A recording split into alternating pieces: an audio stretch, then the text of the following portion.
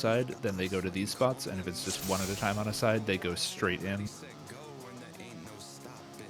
I think the spots where they resolve should always be the same. Like, instead of having So, three like, there. spots, you just put it back. If it's a single one, you just use one of them. So that way, I would say it's the one closer to consistently the exploding north at the same spot. Sorry, is this for the yeah. like big things in the arena with Tank Buster and this type of stuff? Yeah. This is the first mechanic. The orbs. Oh, the orbs is Mortal Set. Oh, yeah, yes. Green and purple orbs. Now, Yeah, would so that be?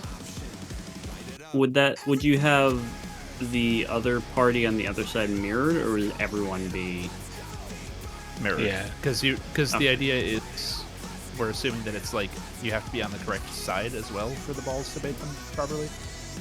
Yeah. So if I can throw some markers out, I'm thinking like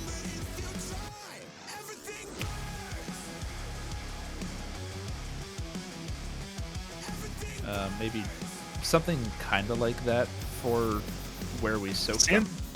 D and D can be next to each other because they wouldn't be used at the same time.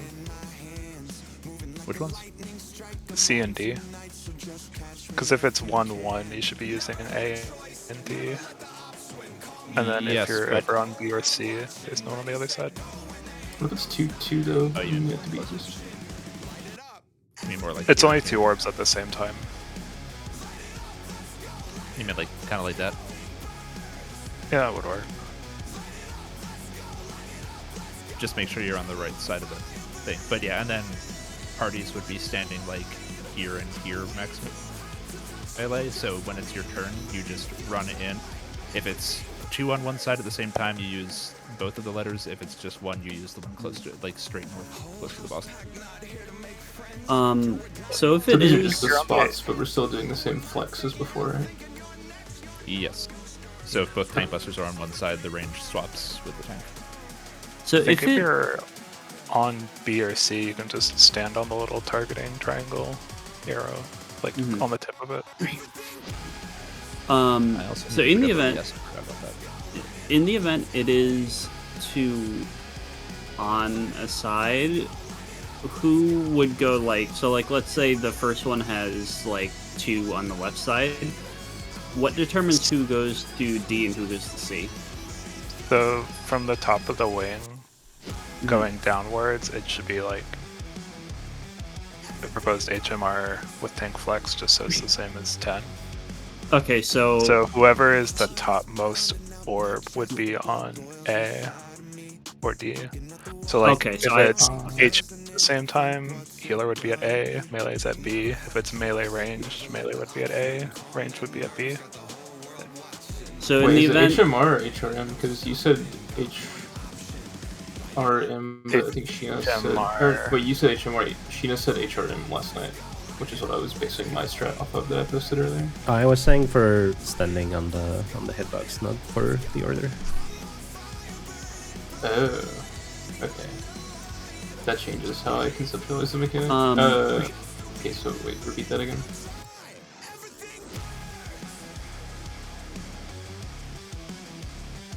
What's the order? Like whoever's first would be on A. I guess we could just do it. First melee. Is A. Wait, isn't it first D? Like left? Well, we can change it. We can do melees are always on AD, and if it's 2 at the same time, either the ranged or the healer will be at B or C. Because the healers and range should never go at the same time. So we can... Well, yeah. So if we're doing the order of melee range, that's the plan? Just for clarity? So if it's 2 at a time, the melees will be at the front wall, and the ranged, whether it's ranged DPS or healer, will be at like by the front of the hitbox. I'm confused. So we're not counting like left to right. Hold on. Let's. So can we just before we talk about the 2 at a time one, let's do the 1 at a time, because that's like the normal case, and then we can figure out the adjust just for like clarity. If it's 1 orb on each side, you just go to A and D. but who goes first, who goes second, who goes third? That's I think what we're trying to pin down. HMR. Okay. So HMR for the green orbs. Yes. So first set of orbs would be healers at A and D. Second would be first set of green at orbs. A&D. First set of green orbs. Green orbs specifically, and third green orb would be ranged at A and D. If it's single, And the if it's tank single slot green in. on each side, yes. Yes, and the tanks slot in for their purple wherever they need to. And then the adjustment would be if we have 2 green at the same time on the same side, it would just be whoever of those 3 in that order, whoever is up next would go. We can just put melee up front always. Put them on BNC and then ranged are always because that makes ranged not have to think about it instead of having healers and ranged think about it. Okay, so the melees are always BNC if it's 2 at the same melee time. flex. Yeah, if you're a melee so and it's it's a double wave, you're Or going to B or C instead of A and D.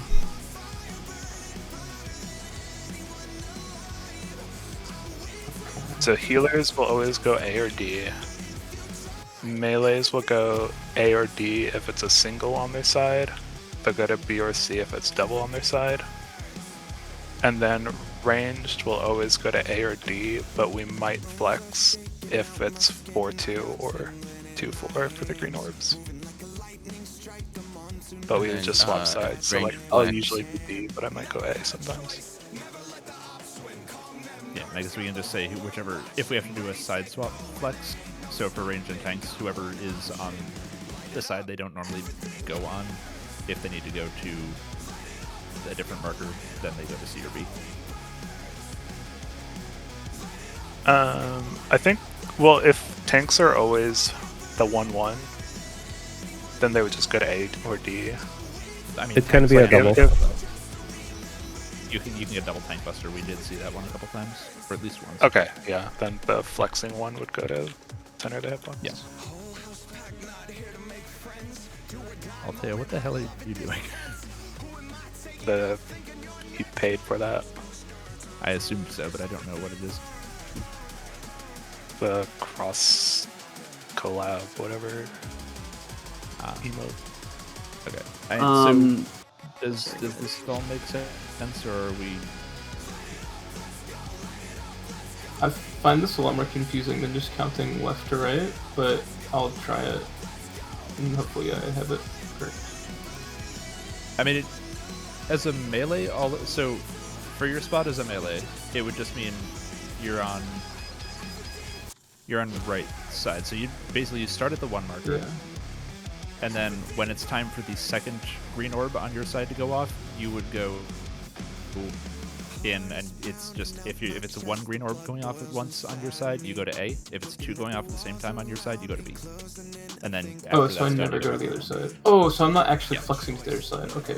Yeah, no. It's the only flex is that you go to B instead of A if you have 2 greens going off at the same time on your side. Oh, okay. The only people swapping sides are tanks and ranged. Yeah. Okay. And I only flex And I only flex if there's 2 tank orbs on my side, right? Then I go to C. If it's double purple. Yeah, if it's double purple on either side, then the range from the double purple side goes to the 4 greens, and the tank from the 4 greens comes to the double purple. Okay. Did everyone have a chance to give a looky-loo over the mitigation table? No. Yeah, that's true. Yeah, the only thing I'm getting the fixers flexing with Edel. The only thing I'm potentially thinking about maybe moving is Divine Veil to like the Dramatic Lysis and Fourth Wall Fusion, but we'll have to see on a clean. We'll see when we get there. But for now, you can keep it on the. You don't have to move it. You can just have it on both. You can pre-pull Veil. Oh, right, I forgot Veil. Bro. Plus 30 seconds, yeah, okay.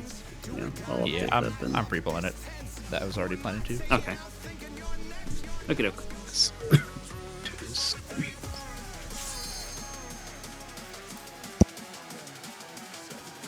Who check? Yeah, if it's Zach, it's if it's double on your side, then you would go to B. If it's single on your side, you go to A. Yeah. Okay, yeah. So there's never a case where there's 2 orbs and I'm going. Okay, yeah. Yeah, it's melee. Melee will always be the one that goes to the outer marker if it's 2 going up at once on their side. Yeah. Wow, this guy Really, has, really like, close. Understood. this guy needs glasses. I mean, he's like a T-Rex. He's got tiny little eyes on the side of his head. That's to be expected.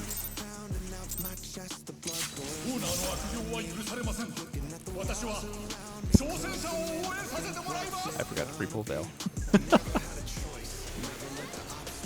That's what I get for yapping.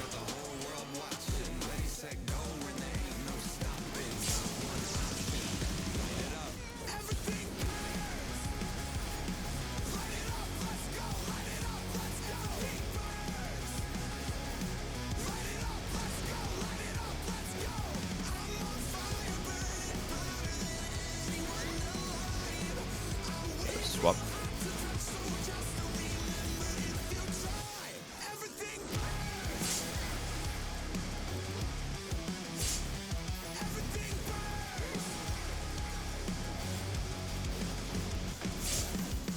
Veil? You wanna? Yeah. Wait, You're on the where right was that? side. Oh, I was still supposed to go to A. Okay, sorry. Yeah, you have to be on the side that the orb is on. Sorry, I saw Hey, it 2 worked. tank. I was like, oh, I have to flex. Oh yeah, we're doing the pendulum.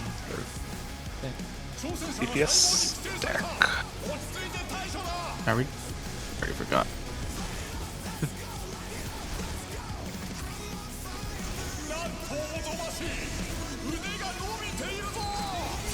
Oh, it's on the other side. Okay, so if it's just went to the. So if it's Yes, 2 I- orbs on my side like that. Oh, okay. Oh, wait. Okay. Yeah. Never mind. I get it. Sorry. If it's 2 purple on your side, you go to the other side. If it's 2 purple on my side, you just stay. No, I'm right Um, side. There were 2 purple on my Yes. side. No, No, they're there- two No, purple there were on 2 my side. purple on left side. So Yeah. the way I'll tell you, the way he's facing us, you ignore his body. Looking at him, if it's on the right side, it hits the right side. So like we had 2 purple above D, so both the purple aim at the D side. Oh, I just got confused where left and right were. Sorry, my bad. That's Yeah, right. so it was just I went over to left, so Parkson went over to right, and you should have stayed. That was- No, yeah, I thought left was Uh, right and right was left. I'll tell you. Left is uh, left.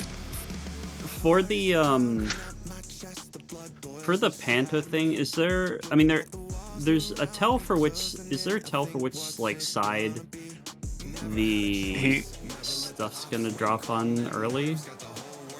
His arm starts on the right. If it goes through the middle, he's going to cleave the right side. If it goes straight back, he's going to cleave the left side. Like his arm only ends up in 2 spots, either like by 1 or by 2. So if it crosses at Yeah, all, it's going across the other side. Like by at least partway through the run, you should be able to tell whether we need to double back or not. Oh, okay. Yeah, that's what I was wondering. Do we want to go straight across the front and then back up and then go left, right? Yeah, I think that's So that way better. we're not like doubling back right where we're puddled. Yeah. Okay, so So we'll either do wall- like a we'll either do like a C shape or an S shape. But yeah, so still starting in the same spot, northwest, then run basically to due north along the front wall, and then cut back to the middle of the arena where we are now, and then from there we either go right or left. Yeah.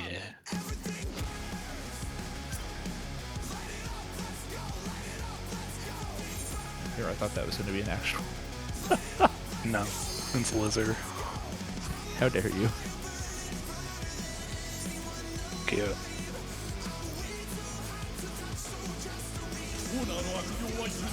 Oh. I guess Parkson's set. We're ready. Let's go. I was curious. You touched him and he got mad. It's very close, but it's stay outside the hitbox.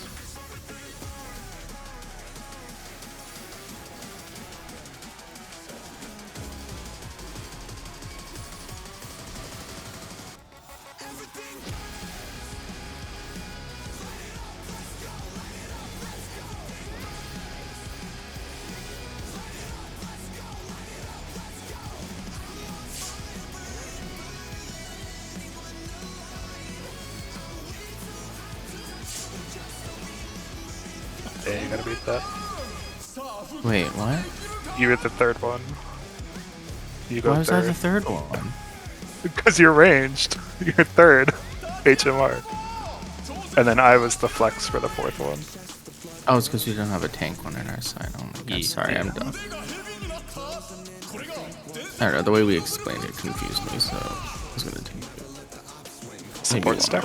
Yes.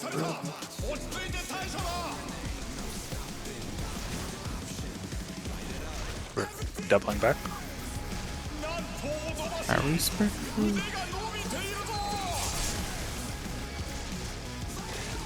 Forgot I was supposed to be stacked there. We have assigned spots. I was looking at Zach's picture at 348, but Yeah, I think the only thing my that heart. is wrong about the picture that I have is that the stack will have to do it differently. So I think that the stack, instead of being a full line, will have to do a 2x2, similar to like the spots that the spreads are taking. But I think the spread spots should be correct.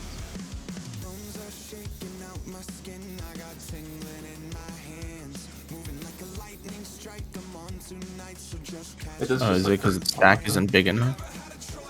Yeah, Louis said that he wasn't sure if the stack was big enough for a full line to work. So Yeah, I mean, the screenshot that I took, it looked like Sheena's kind of like in the cleave, and it looks kind of like the same size, but I'm not 100% certain. well, I think even if it does work, it's easier to do 2x2 because you don't actually care who has the stack. If you do a 2x2, like you just do that, and then like that'll just hit everybody no matter what. Now, I guess the only is like this downside of that is that you care a little more about your cleaves. is this gonna be like mirrored? So like the ranged melee 2 is always gonna be the corner, and then like the 1 is always gonna be further in. That's how I envisioned it, but I don't know what people think is easier.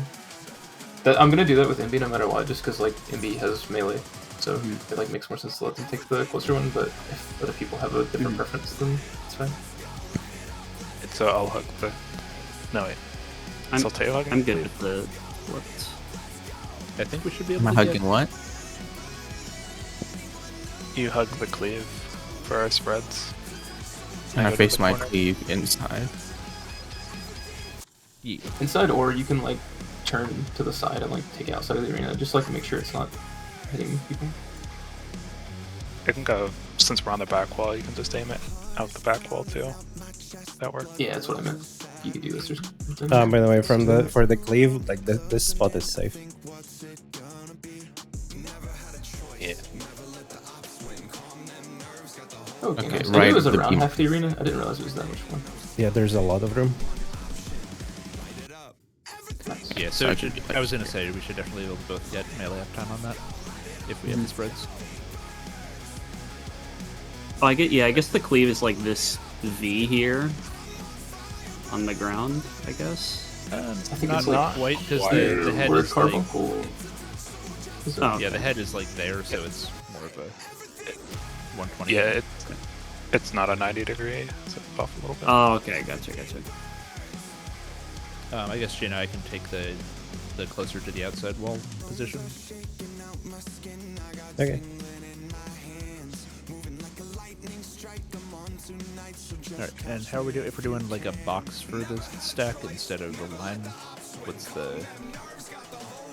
I think it should be the same logic Same. as your spread. So like whoever is in the corner is like closer to the edge. You know what I mean? Like it's the same Okay. relative spots. You're just it's like in the middle. That makes sense. So, yeah, Where's the melee's on head? north- Okay, the melee's head is on like the around north side. here. It's like around carbuncle, like here-ish. Okay, so I would be like here. Ish. Yeah, you can like the origin of the AoE is like kind of weird. Like the model will obscure it kind of, and you can still be safe from it. Does that make sense? But I think we want to be a little bit in front of the head anyway, so that's max melee, because you don't want to be like directly behind it, because it's out of melee. So I think that like melee should be a little bit further up, like here-ish, and then the range could be like back here. And it would be fine.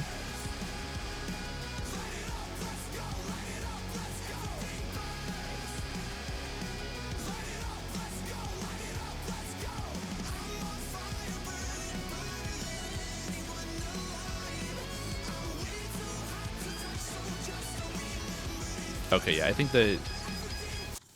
I just double checked my own VOD to see the head is like right on this square of this diamond.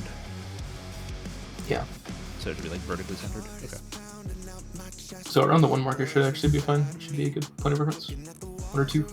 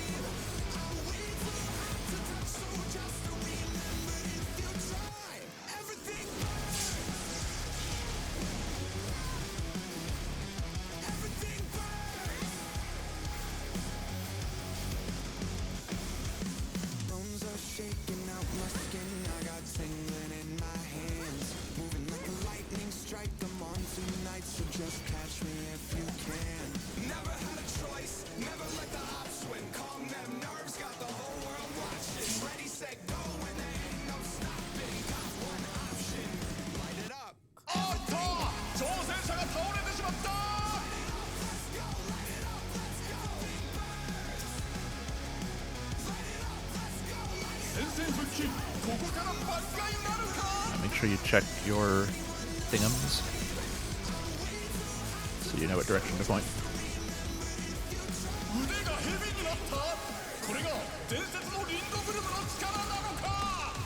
Support stack.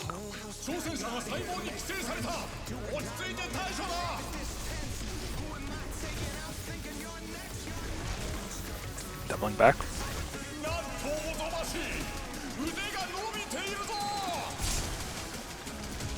I forgot to use my mitt. I think Wath and I were the only one in the stacks there.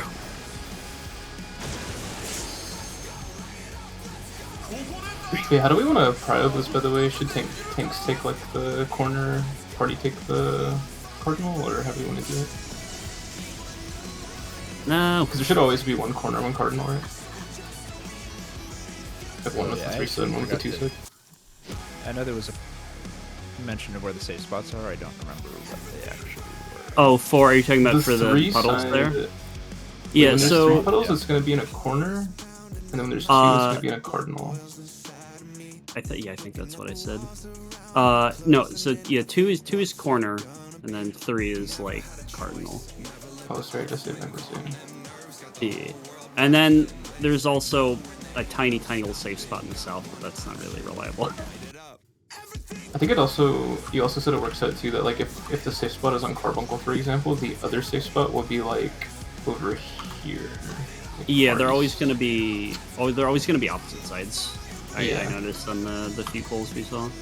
So maybe we should have tanks go far and party stay close to the thing. Yeah, that Point was of interest, actually. You're talking about 3 puddles. I see 5 in the screenshot, and I'm confused. Oh, sorry, so it's like split in the middle of the arena. So you see the screenshot I the one side posted has 3, post one near side has B, 2. how there's like, yeah, there's like a triangle. Yeah, that's the one with the Yeah, 3, yeah. and then the 2. Yeah. I didn't realize. But you were yeah, now talking that we about split the arena in half, but Oh, yeah, sorry. that was the- Also, that might be. I don't know how big the busters are, but that might be a good spot for double tank and one with tank to stack. But if they're not super big or they don't cleave, then it's. They not definitely really fun. cleave. They're kind of big. Okay, yeah, it might be good to... Like, they definitely look like they're meant to be one tank per safe spot kind of thing. I guess it also depends on if one there's of the one or safe two spots is stacks bigger, as well. so you either They are put this- 2 tanks in one of the safe spots, the big one, and the party in the other one, or you split the tanks. I see. Wait, which one's big? Is Okay. it consistent? Like it's the two. The corner one is the big one. Okay. I guess we could just so like think some then... corner party in the. Yeah. Yeah.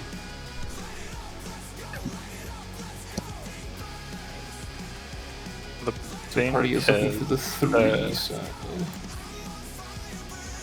the cardinal might not be uptime, and the corner might be uptime.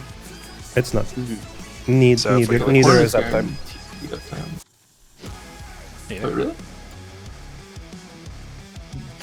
Like maybe max melee, but I don't think so. I think you have to disengage either way.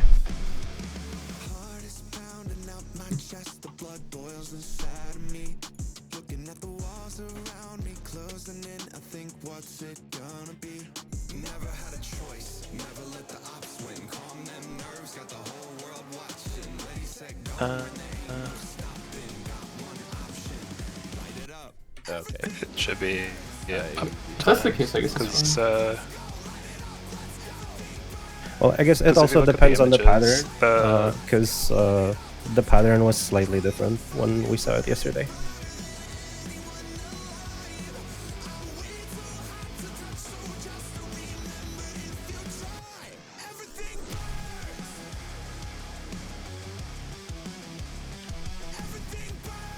I feel like it's easier to just say tanks corner party cardinal for now, and then if we need uptime, maybe we can figure it out. Like, this is from Okay, yesterday. so tanks would be on 3 side? Or the 2 side, rather. Tanks 2 side, party 3 side. Yeah. And then one of us in hard corner, one of us on the cardinal side. I see. The Sheena's in the right spot, and then Toto would be like hugging the back corner there, right? Yeah, Back I would be like halfway down the wall on the side. and then everyone else is on the left, in the back of the screenshot. Yep. Isn't this uptime right here? 3 ohms.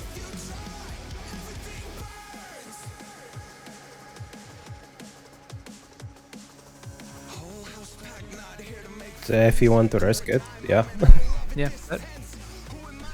that's like magic pixel levels, but that is probably...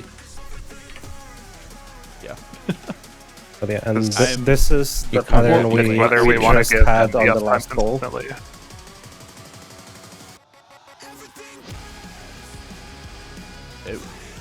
Oh, interesting. Yeah, that's a differently That- shaped.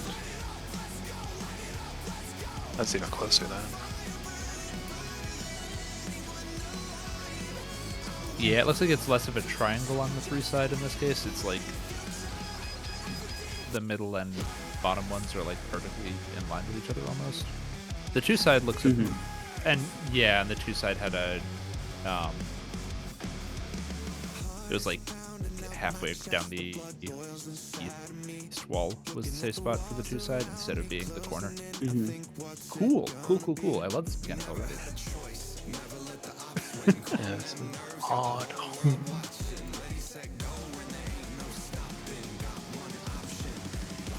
Okay, so party is cardinal, tanks are corner. Yeah, I guess we can do that for now, and then if we can figure out something more consistent about giving tanks like a bigger safe spot, maybe we could do that.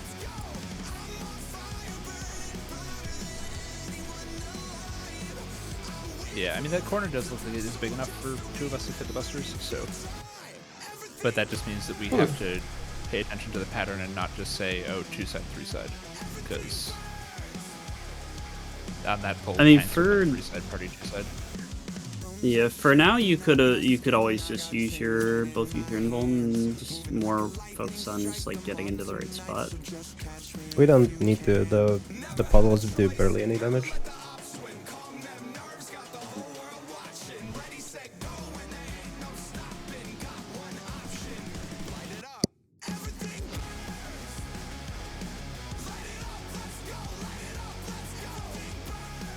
Okay.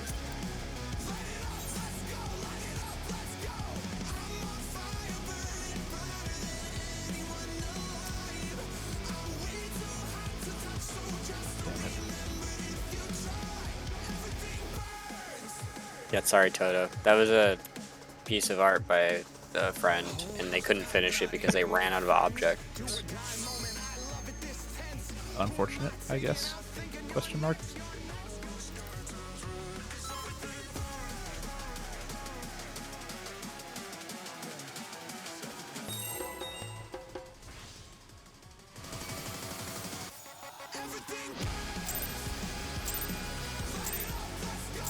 Literally sounds like everything worms now. I keep hearing I still birds. hear everything birds. Yeah. It's like the My Name is Kyle type of brain infestation. Green needle. Brainstorm.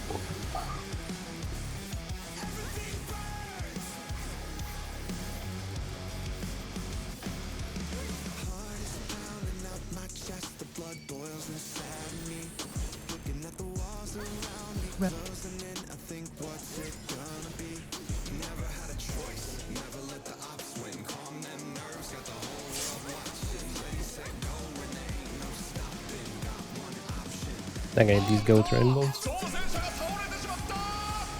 Oh, is that what you were testing? Oh, sorry, L2. Why are you sorry? You I died. saw you with the poison ball. Oh, I was in the wrong spot. You're so nice. Just meant that was my fault, not yours.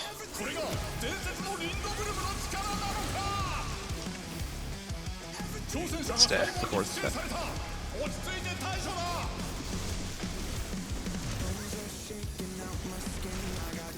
Continuing. Yes.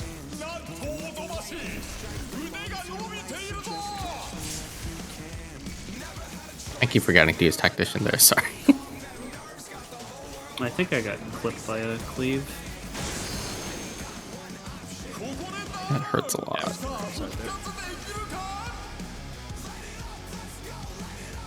And you just like pop it while we're running. Did we get that clean?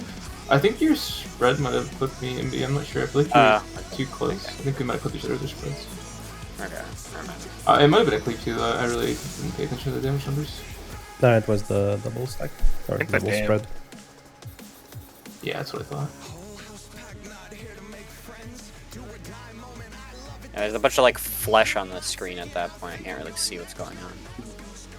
I also might be a bit too far from the stack as well, so I might be getting clipped because I'm slightly out of position. Basically, MB, I think regardless of which side it is, if you use the A marker as a point of reference, you're always going to be on this side of it, the carbuncle side, and I'm always going to be in the corner.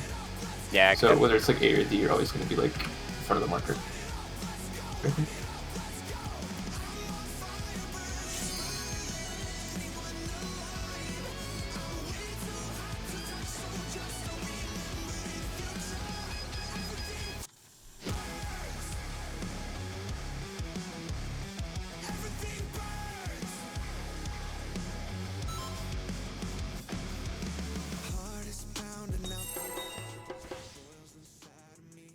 how close what? can I get?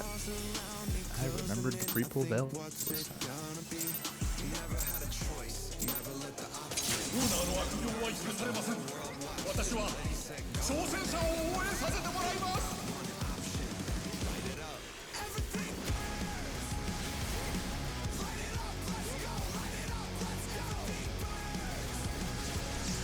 Sheena, are you dying to the Buster because of damage, or is it the... I think he was stuff? doing science. He was Oh, testing okay. in wolf.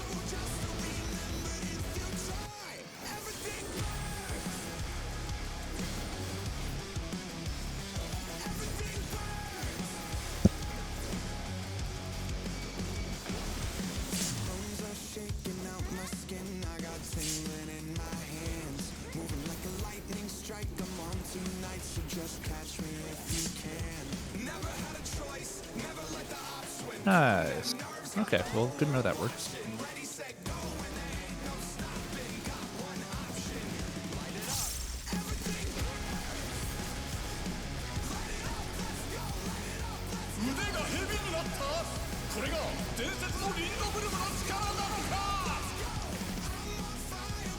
support stack.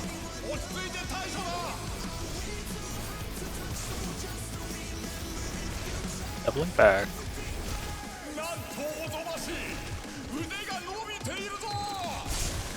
I'm sorry, Altair. That's my bad. No, it's okay.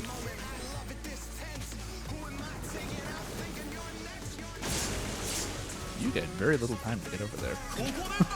Are you sure you don't want the inside spot, Barton? Because it's less of a run, right? Sure. I'll take one. Should I bother trying to live this? Yeah. Also, I want to I guess call I'm- attention to the fact that his HP is going down very fast. Oh yeah. It's two phases in normal. Definitely a phase. I think the actual Yeah. stack Yeah. itself is pretty small because, like, I'm decently close to people, and I think I don't know because I took 286k from the stack. I think Toasty Machina got hit. I'm pretty sure. I think it's pretty. I think it's pretty small.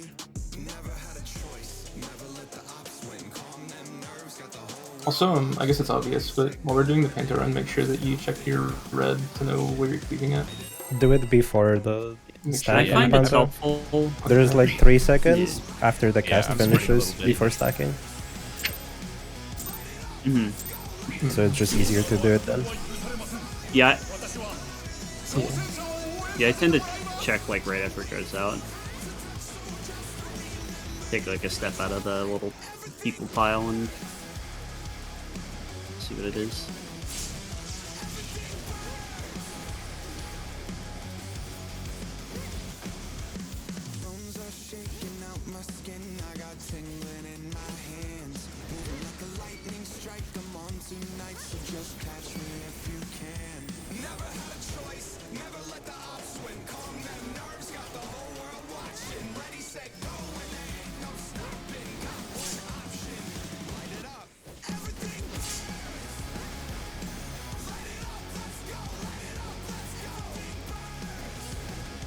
Oh, careful.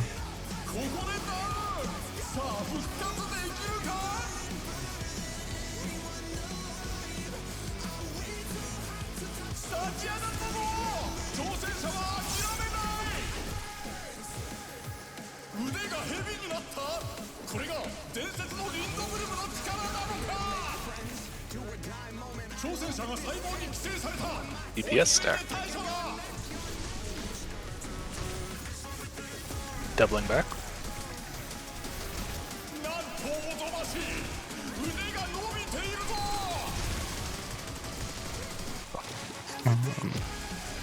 Sorry, I got. We confused. need more. That's me. Did we have? No, I also. Do we have I enough- forgot to use tact again. Did we- 'cause everyone- that's- Oh. Okay, yeah, I missed because your those first one. I took. Okay, yeah, I took 210k and just flat out died. Yeah, sorry, I keep forgetting it. Yeah, that's so good. like, Maybe so we'll focused. delay. Yeah, I'll be right I back. might My internet's delay. really shit. Okay. Maybe I'll delay Temperance for that. I think I'll probably do that. Does stack and spread go off? I'm pretty sure you can hit your mitt like while we're going to our spot in the Panther run, like before we actually get there. Like when we're deciding to continue or double back, you can probably hit it around then. Yeah. Yeah, I just need to remember. Parts in Do DC. Yeah, I think I'm gonna delay think, delay my Temperance for that. Cause I think it's pretty comfy in the Mortal Slayer, so I think I can move that back. Yeah, it should be fine.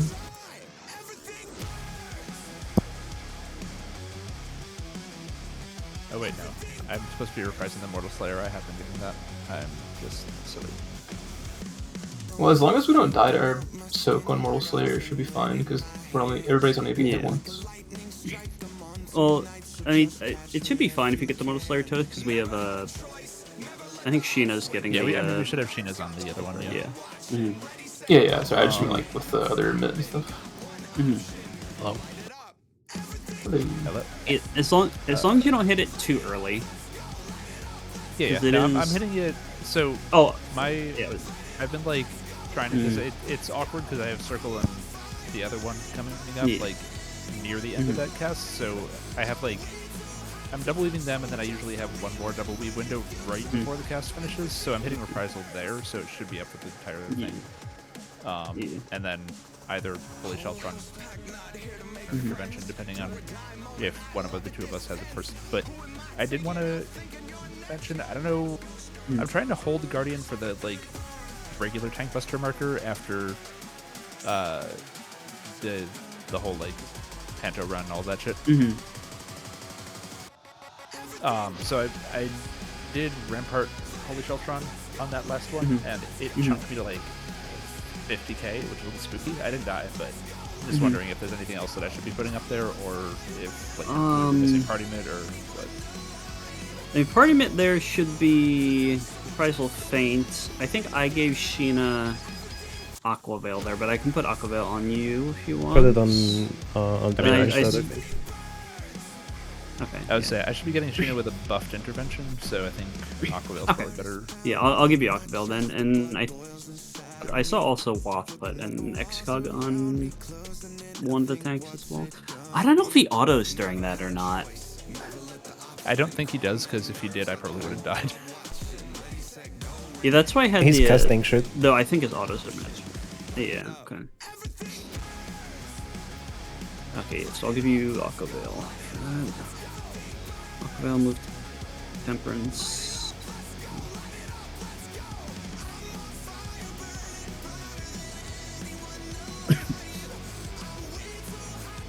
Let's see.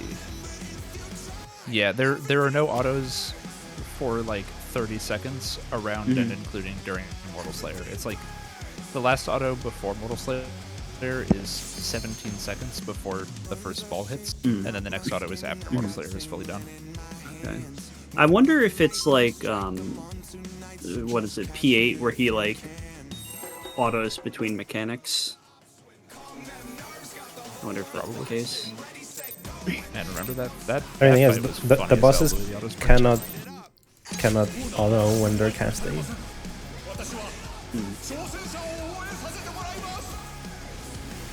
Mal would like to know your location. They can do it right before the cast and right after, not during.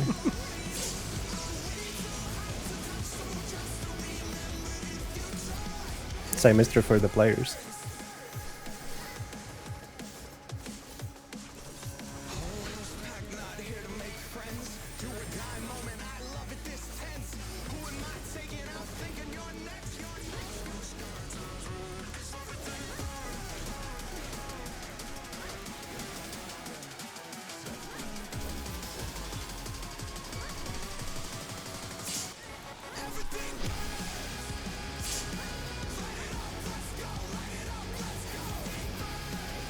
That felt comfier.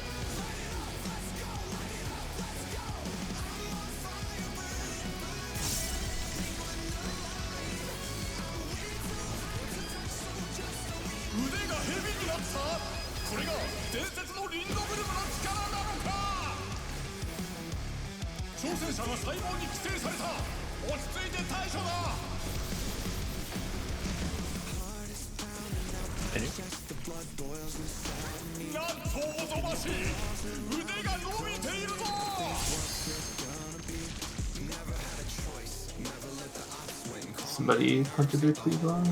Kill everybody.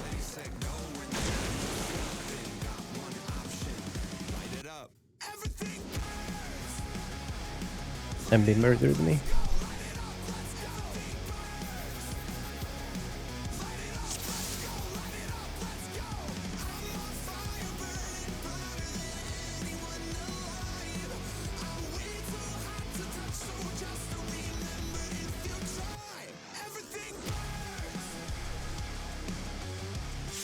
Where did you hit say the head was? Like over here? It should be like right on this right. tile. It's, yeah, like center of this white tile, basically. Just 10 strike the strike on the stack on the number marker then? Yeah, that's what I was trying to say earlier. I think it's good. Although I'm not sure if this person right here would be safe. We can move the numbers. Yeah, you can. Out Like, again. You can. this tile is completely safe. It Okay. goes like through here-ish. We can just do them like Oh, yeah, this. anyway, this. That's also fine. Yeah, that marker's totally safe for sure. I like using the marker. That should make it go kind of here. Yeah. And then it's just your spot on that marker. Yeah. Like you would otherwise go with spreads. So.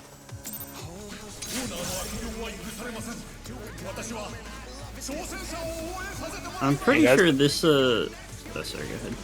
Oh, good.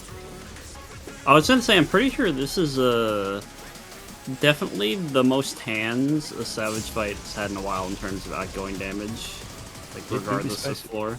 Yes. Imagine we was in like it when just I- pentamelted crafted gear.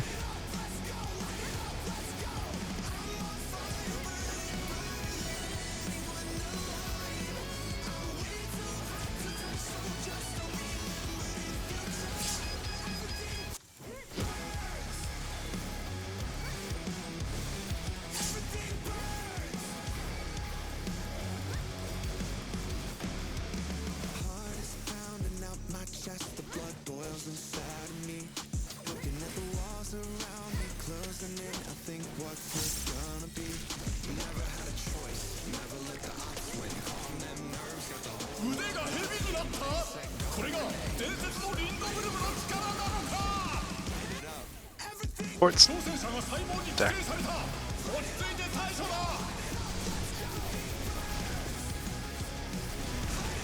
Doubling back.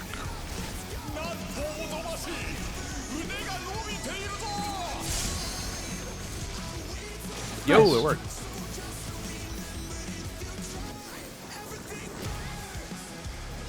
God, it's such a far run. Yeah, you have to Yeah, look it that's- to get there. It's a sprint angle. Yeah.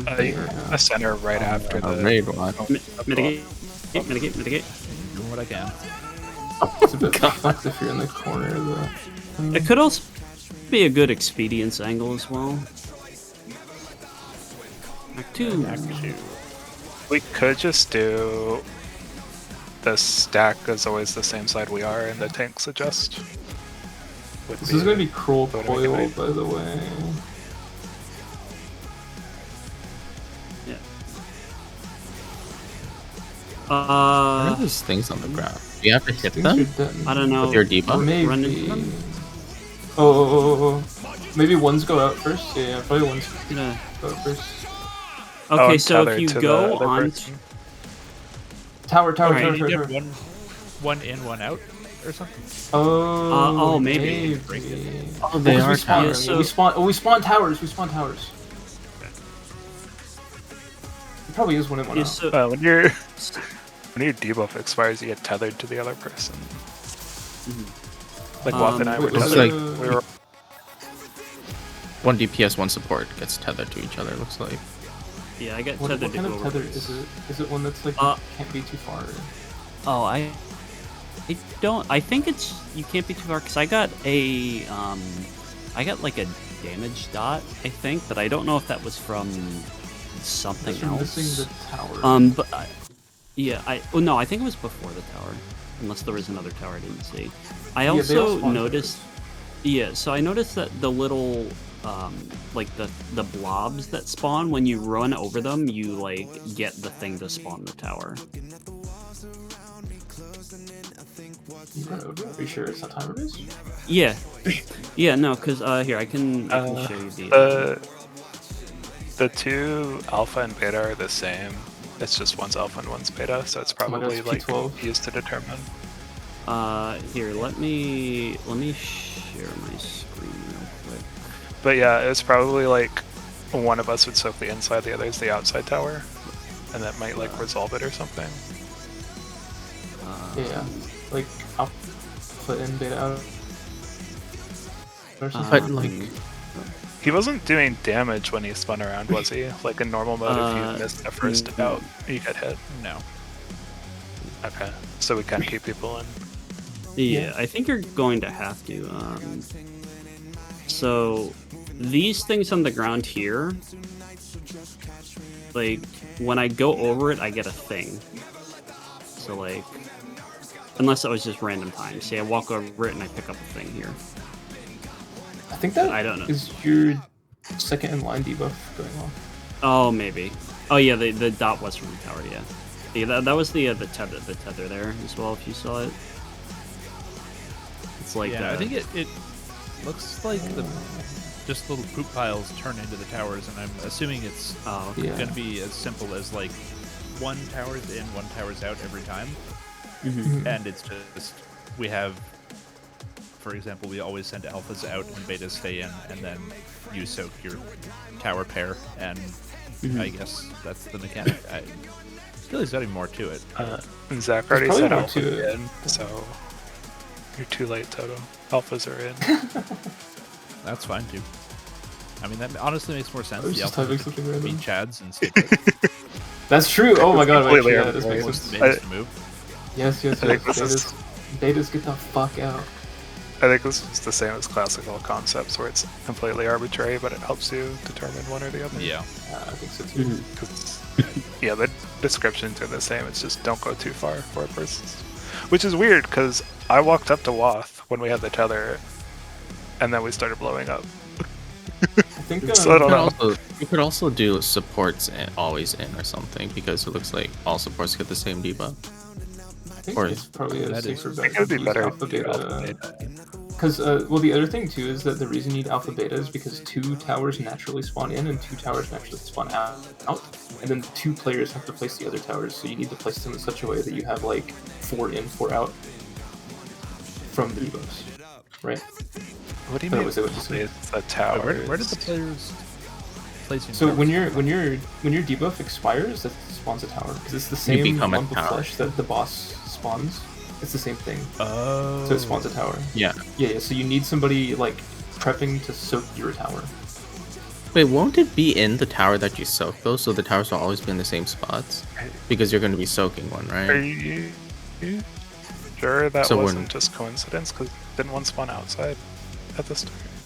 Yeah. So There were 3 yeah, puddles. So two spawn. 4. No, 4. Two spawn naturally in and 2 spawn naturally out. So Yeah. you have to use the alpha beta to like have 1 person in, 1 person out, and then you would soak the towers and like spawn the towers. You know what I mean? So like it works out that there's 4 and 4 in, like 4 in, 4 out, to soak each of the tower sets, right?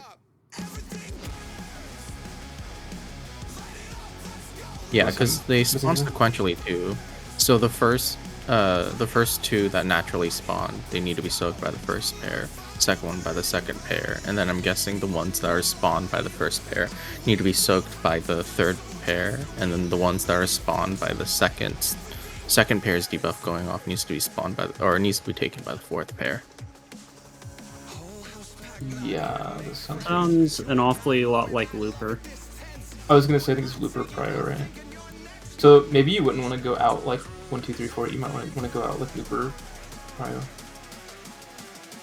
think it might not always be that. Like it's still like alpha beta out, but it's like the order that you would go out or stay in. Maybe is like a Looper order to make sure that somebody's always going to be like able to soak your tower. I don't know. The other Somebody smarter than me can double check that. the other part of me that the other part that has me a little concerned is that Cruel Coil is usually like he's gonna murder us if we're still inside of the DPM. Mm-hmm. So I'm wondering if there's any way that we have to make it so like first pair soaks it in and an out, and then manages to drop towers both outside, so the 3rd and 4th pairs can be outside. I don't know. Well, I'd say maybe. let's get more info because we've only seen it once, and Yeah. By But I the way, guess we for can't now- say the same debuff all out or all in because only betas drop the towers. Oh.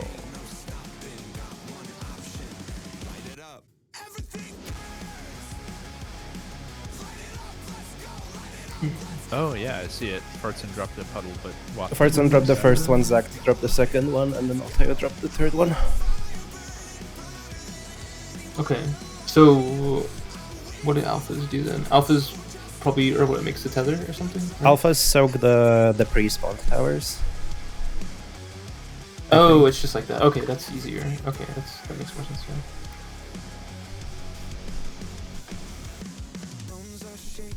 So I guess that adds up to it being looper prior too, right? So you would have like 1 and 3 out, 2 and 4 in. Is that right? Or well, opposite? that time it was 1 and 2 were in.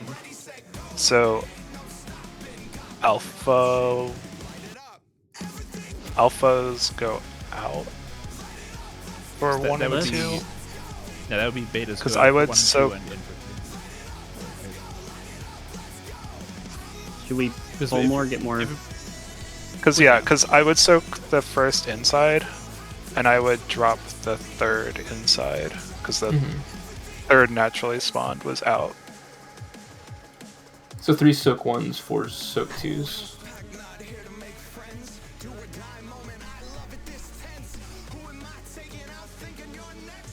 Was I the first one to drop a tower though? Were you first? Yes.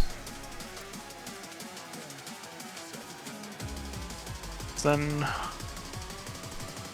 the first set of towers resolving is just a single tower, right?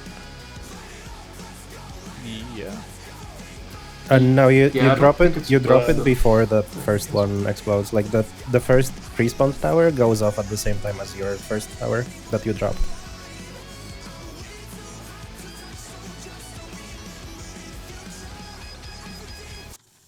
And when does Yeah, Spartans? but like, I mean, the first tower that resolved, it was a single tower, On the inside, yeah. but there was no So the second tower. So So the first in line alpha would soak the first in line, like the first tower that naturally spawns in the arena, like on the inside, and then the third in line alpha would soak the tower that the first in line beta places, right?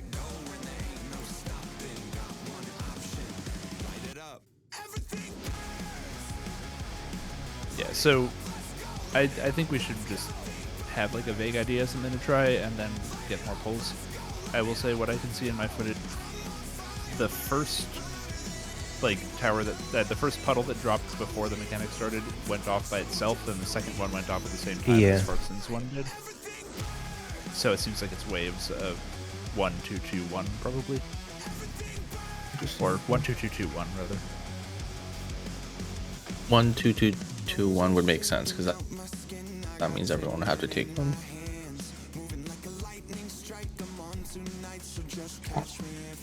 Yeah, so let's.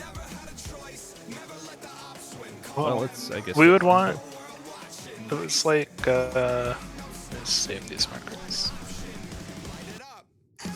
So they spawn like here, here, and like out here or something.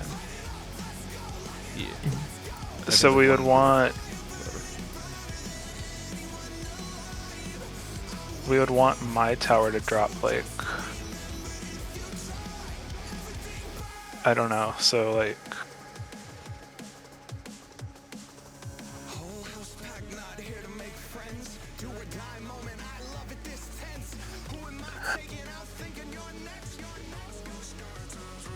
I don't know, like this, I guess, like the people dropping the towers always need to be inside, because I would want mine close to 1 and 2. But then it also needs to be close to 4.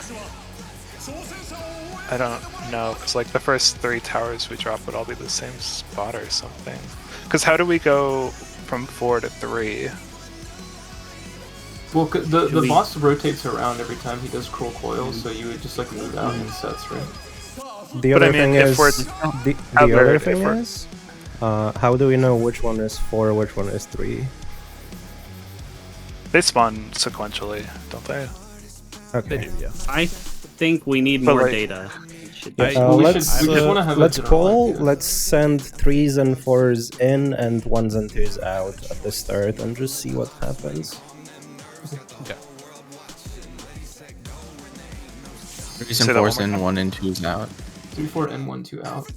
Alpha is For like everyone? soak the tower. For everyone. So it'll be. And make sure you be near your partner.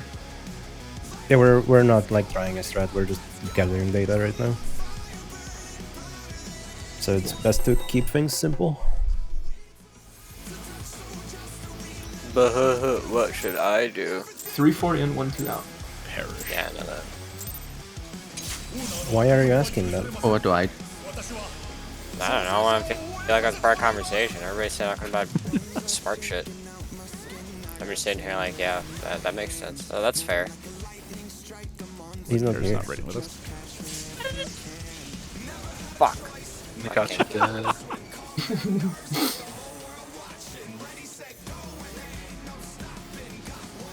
Dummy. Hey, Sice, when did you?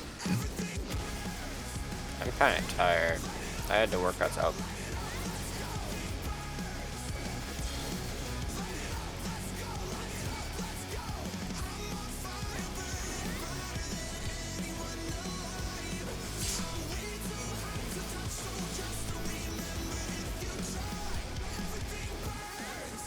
That was a tricky one.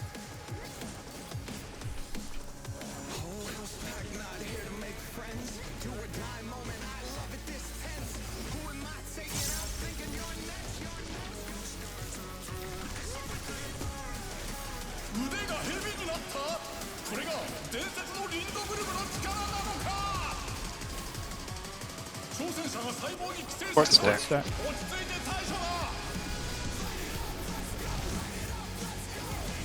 Continuing across.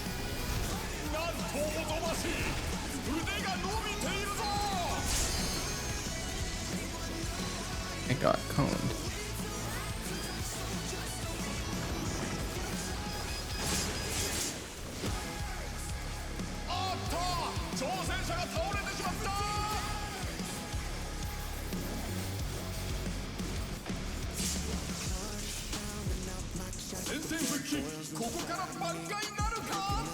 I should flash wings there too. It'll probably help.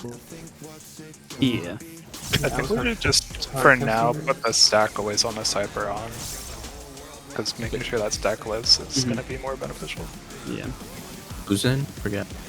1 and 2 in. 4's in. Or that we said the other way. Oh, 3's and 4's in. 1 and 2's out.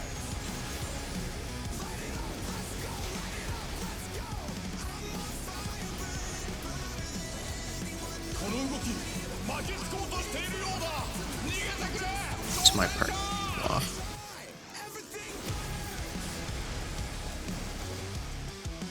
Oh, we're You have to be okay, close so- with the tether.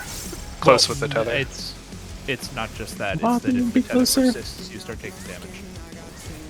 Yeah, You you have guys to be might really have close to- with this one. Well, but I wanted to test one thing, which we didn't get to that poll, which is if you have one of a pair in, one out, will he break the tether when he's? I was gonna I believe suggest we that, have yeah. to snap the tethers. That's Yeah. what I'm expecting because Well, I was standing when he pretty close to rotates- Zach and we were both taking damage down stacks and damage. So Yeah, when he rotates, he might snap it with his body. that's my thing. You have to stretch it long enough. Oh, I see. I So mean- he cuts it when he turns. That's, yeah. That was what Okay. I'm expecting to be the case. Yeah. It's like Garuda and Ifrit and E6.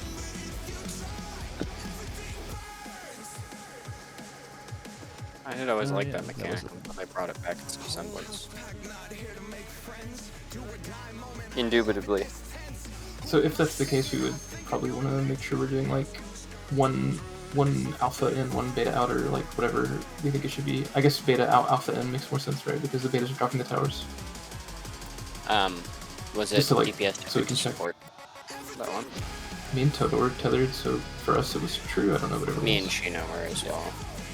So far, it's been consistent. I have a thought.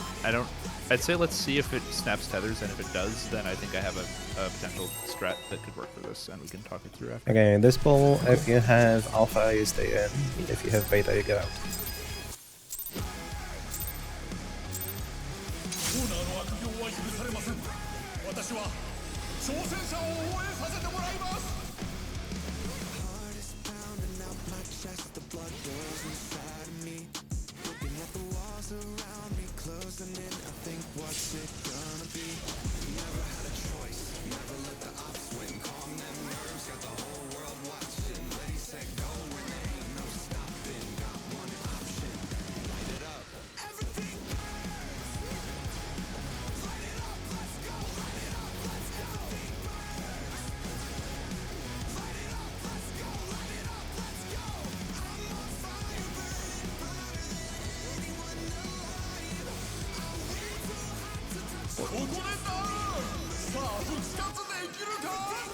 Maybe I was slow on my mid.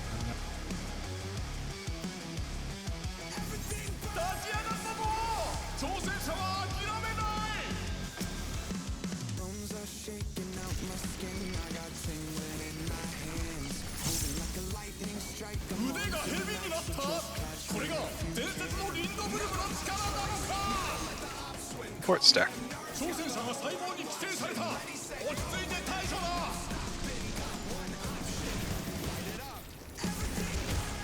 Doubling back.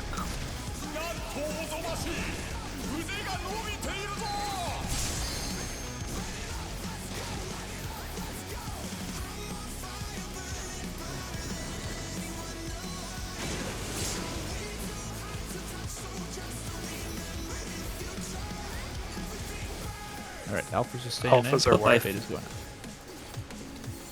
Alpha in, beta out. Ignore that heartbreak macro. Yeah, thanks for that. Figured it.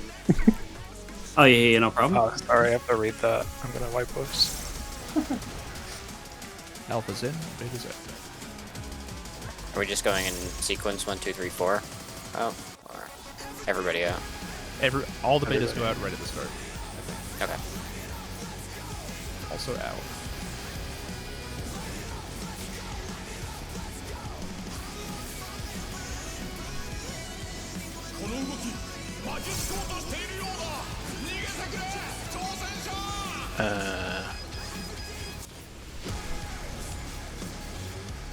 Not Yeah, snapping. that does not work.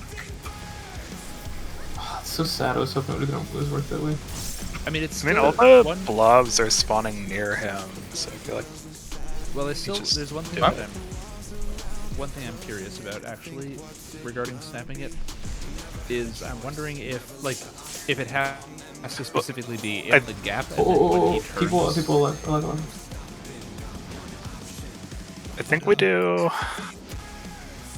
Well, If they spawn,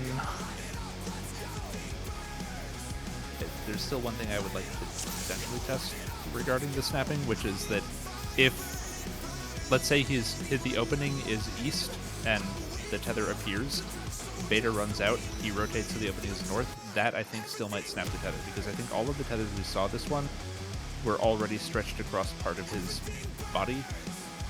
Like he would be, if he was facing north already, I'm here, my partner is inside, and the tether appears, and it's already like across a solid part of his body, and then we die before he rotates all the way around again. So you wait for the tether to actually spawn before you go out to stretch it. That's what you're saying. Yeah, that's my thought for one more test at least, just to see if it's a thing. If it's not, then I don't know. Because is that what the inline is for then, you think, is when the tether appears? Because I got my tether pretty late, and I was number 3. No, the tether appears depending on your Nisi buff. Well, that's Like, you have the to same look at thing. I mean, True, but we also have a inline number in is relevant to your timer. Like, So beta if your 1 person goes out live- first, beta 2 goes out second, beta 3 goes out third kind of deal. that is my current proposal, yes. Okay. Yeah, because I died to tether, but that was like, it didn't spawn until I was already outside, so I think I agree with Toto's hypothesis. But then in that case too, they would just soak whatever tower happens to be outside, I guess, when they go out.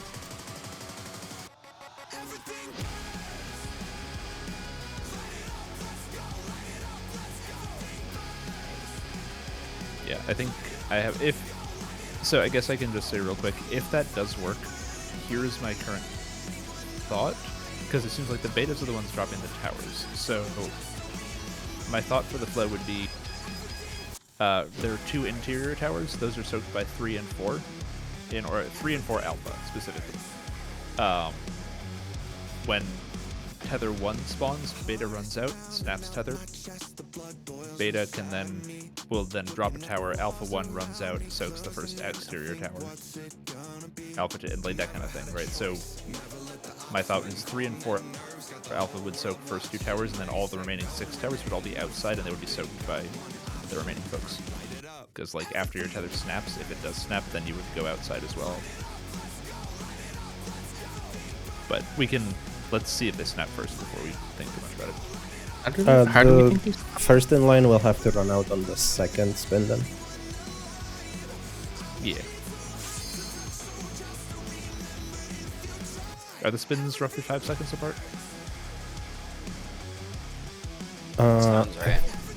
I'm not sure, but like the first time he spins, the tether is not out yet when he starts the second one, so you need to wait for him to spin twice if you want to be in position for him to like move your tether. Yeah. Okay. Yeah. The spins are 5 seconds apart, which is the timing on the debuffs. So yeah. Also, fun fact: the towers go through in-holds. Oh boy. Cool.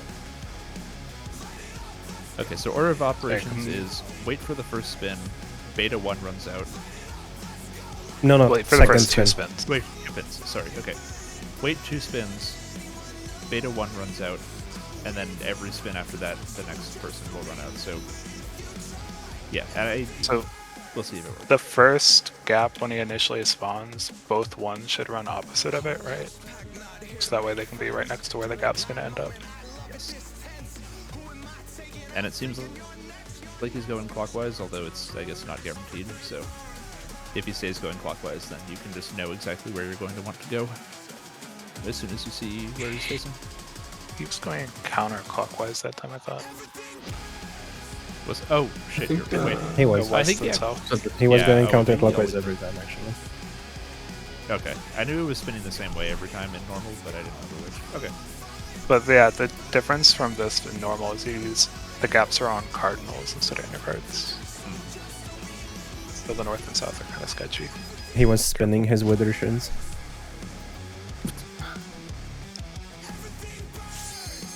If the boss breaking the tethers doesn't work, I think I have a concept of an idea, maybe, but I'll bring it up in case it doesn't work. Sounds good. I feel like it's just a distance thing. We just didn't stretch tethers far enough to snap them. That specifically said distance bad. No, it said that you're going to explode when you're too far. It didn't say that it's lethal. There's been cases yeah, where mechanic maybe- debuffs are described like that. Yeah, so maybe it's like curtain call or stuff, where it's like you break the tether and then there's the magic ray wide to give the magic boom, so you can't go too fast. I think that the placements of the towers are indicative of how you have to switch the tethers, is what I was gonna say.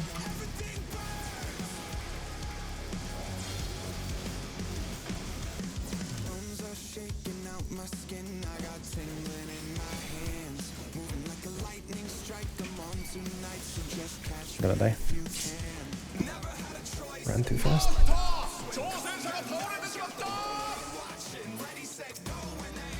Forgot the mechanic wasn't over. Thank you for the 3 raises.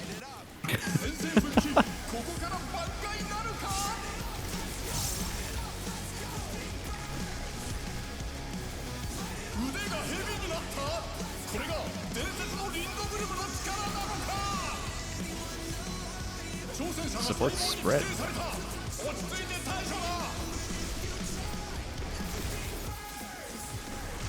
Continuing.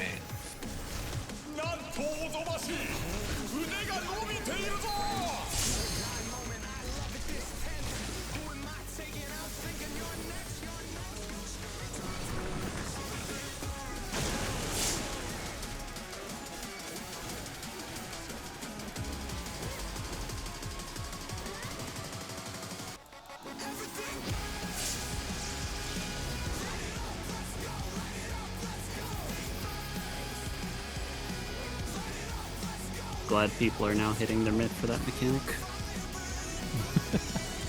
Very helpful. Holding dismantle for the raid wide instead of the stack. All right. So beta 1 runs out after the second spin.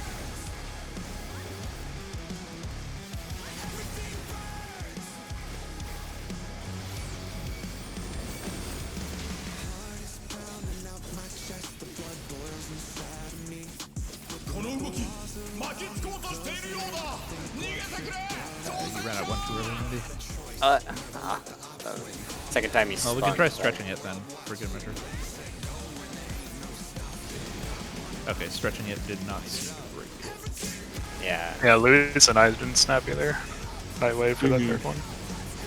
Yeah. Yeah, I forgot he does like the Maybe not. test spin to show you this is how the mechanic works, and then he actually starts spinning. Yeah, I mean, Louis and I were, or sorry, Emby and I were like opposite sides of the arena, and it didn't snap. You 'Cause I think might have been maybe first taking a tower snap? Does taking a tower snap the tether?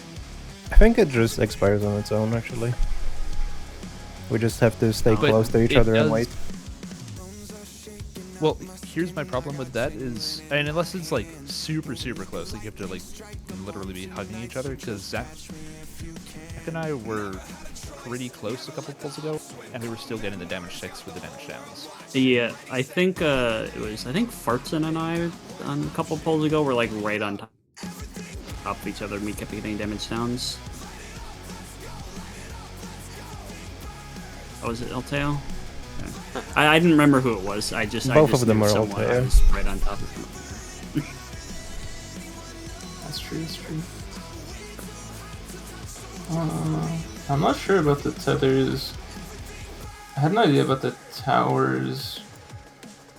I think 3 and 4 beta stay in and soak the first 2 inner towers, and then 1 and 2 beta would move out in the direction, like when he makes it safe for you to go to the tether, like to the tower, if that makes sense. Like, I mean, I guess you have to go out like on your debuff timer, but I wonder if that like coincides with like when the towers spawn, like how he rotates. Like, I wonder if the tower pattern indicates like how he's gonna rotate, or like what the safe spots are gonna be, and like maybe the distance like naturally between those would like do something with the tether.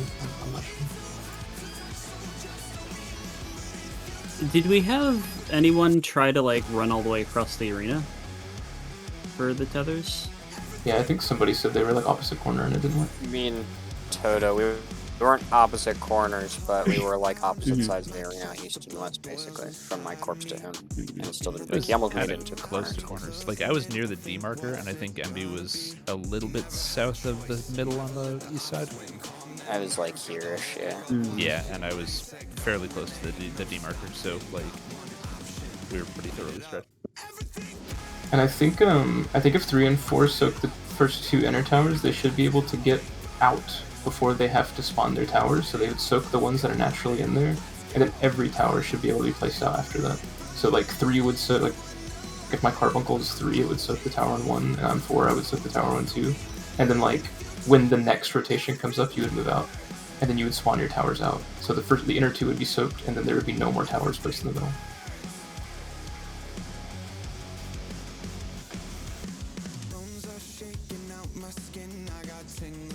I don't know what that means for the tethers still, but I think for the tower soaking anyway, that priority makes sense. Well, I guess the only question then is if soaking a tower is what snaps each other, we'd probably need to have alphas 1 and 2 take the inner ones instead.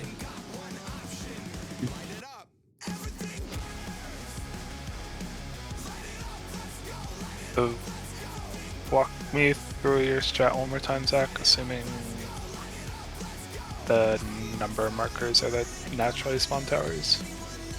Yeah, so I think that, well, I don't know, I'm thinking about what Toto just said too, so maybe I'm wrong, but I'm just going to say it again anyway, and you can tell me if I'm wrong. So if my carbuncle is 3, it would, and 1 is the first tower, it would soak that. It's 3 beta, and I'm 4 beta. I soak 2, and then we move out on the next cruel coil rotation that makes us safe to move out. So like, that way the inner 2 are soaked, and every tower should be spawned outside of the inner thing after that. Because 3 and 4 wouldn't go off until after these 2 go off, so they should be able to spawn their towers on the outside, and that would like make the inner 2 soaked. Is my thought. Then where would the first player beta tower drop?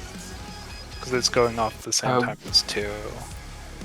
Yeah, it would be wherever the first like rotation safe spot would be. So like if 3 is the first outer tower, and then like this is safe or whatever. Actually, it always goes counterclockwise, right? So is like south always safe, or is it east always safe? Is there like a spot that's always safe first, or is it random? It's random. I think he started like north one time and like west another Okay. time. Okay, so in that case, yeah, let's just say the east is like the first safe spot. So that would go off first, and then Carbuncle is the thing who goes out. So like, let's say that this is the tower that would need to go off. So if Beta's like 3 and 4 are soaking the ones inside. Go ahead. Set it up for a poll I'm looking at. This was when the gap was. When the gap was north, the tower spawned.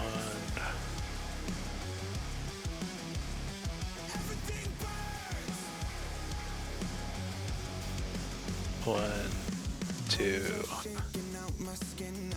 3, 4, and then north was the first gap, like before he rotated it all, and then he went to B. And then it goes counter. Oh, it went clockwise. Or wait, it went counter. Okay, yeah, that makes sense. Okay, that makes sense. Yeah, because that would put 3 up in a position. So Carbuncle would be the thing.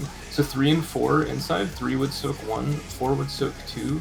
And then I think 3 and 4 alpha would soak the towers that are naturally spawned on the outside. So it's 3 alpha would soak 3, and then 4 alpha would soak 4. So in that case, would 3 and 4 alpha just immediately go out? I think. Like as soon as they're able to? My thing is, I still don't know what that means for the tethers, but my thought is that like they would all be done with their soaking mechanic, I guess, by the time they have to leave. So if they need to be close, they can be close. I think before we talk about soaking towers, I think the most important part is where we're dropping the first tower. Because the first tower we drop is soaked at the same time as the second spawned tower. I guess we also need to know if there's any vulns or anything attached to any of this, like who the first tower. Well, I guess it would just be like wherever the cardinal is. So like if B is the first safe cardinal, it would be dropped here. You know what I mean? Like it would be dropped like in line with the other tower, I think. Well, I have one other bit of info that I'm noticing in our VOD, which I don't think it impacts the plan you're proposing, but it does potentially impact my thoughts on if towers snap tethers, which is Zach and I, on that poll I'm looking at, started taking the damage ticks before the first the first tower even went off. Like, the first tick came up right around when the tower spawned. Yeah. So that is concerning, perhaps? Yeah, so he had the gap at A. He rotated once to B. We can move out. He rotated down to south with the gap. And then before he rotated again, the first tower went off. So the earliest one of us to go out was at B. Yeah, and then, that adds up, right? That 3 would soak the first tower, and then 4 would soak the second, because 3 would be safe to move out, like right after the tower has gone off, right? On the inside. And then maybe the towers could be placed like relative to safe spots. So like if it was B and then C, like the tower could be on Carbuncle for the first spawn one, and then on here for the second spawn one. And you would rotate, like maybe everybody rotates with it, who's on the outside, to like make sure that all the towers are soaked. Does that make sense? So like a tower would be like 3 here, here, and then C, and then 4. And then like,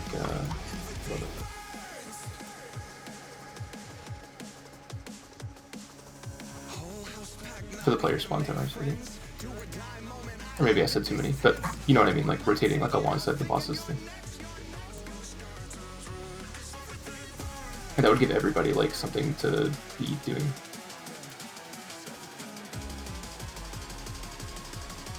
Yeah, I'm still just hung up on the tethers. Because I think, assuming soaking a tower removes your thing, but like maybe you can stay close and your debuff doesn't tick, like maybe if we all rotate together, people can stay close, and then they move out to soak their tower, and then maybe like that is acceptable, and then your tower, like your tether breaks. I don't know. I'm not sure.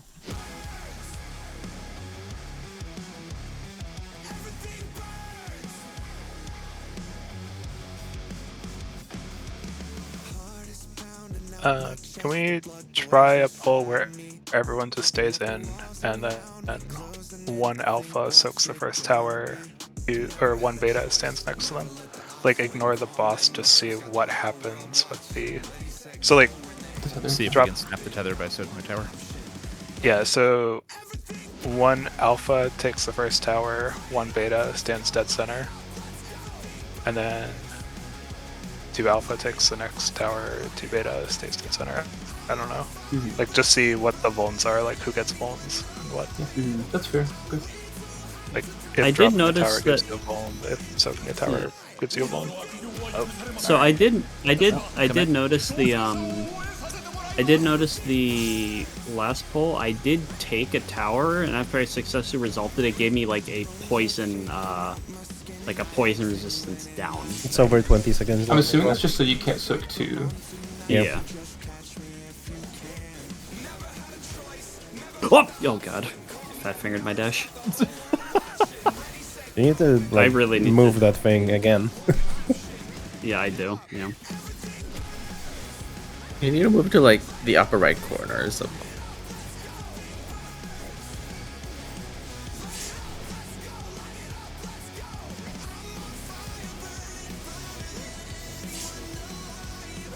Did I mess up? Yes, you can soak 3. Oh, You're always sorry. the third one on your side, unless there's only 2. Yeah. Or unless Had the to third Either one is 3 or 4. I had to like flex every time. Just doing it normally seems so weird. See if corpses get these. Yeah, I got it while I was mid-raising anyway. Port stack. Oh my god. boy. Sorry. Doubling back.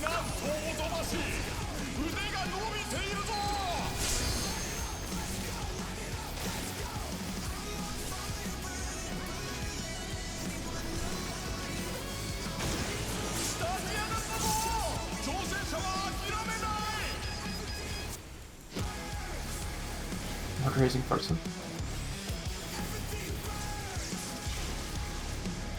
What if it's literally just alpha soak the tower is B the opposite of the tower?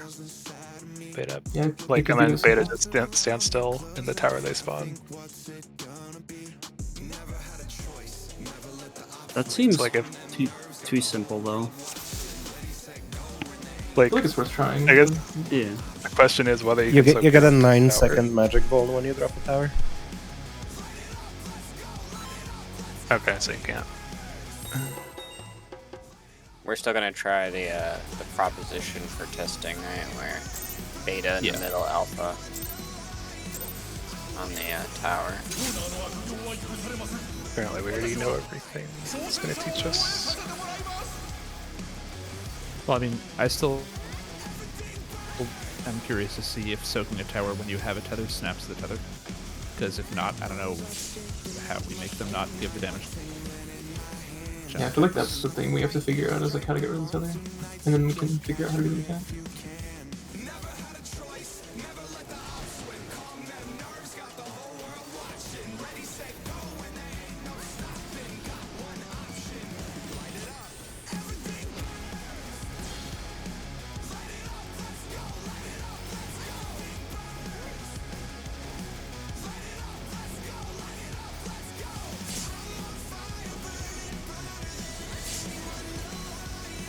I'm gonna have lightment for the busters later. I hit the wrong button.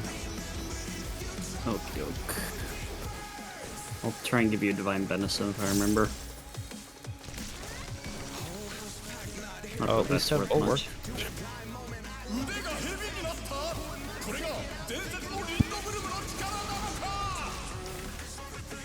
Support the spread.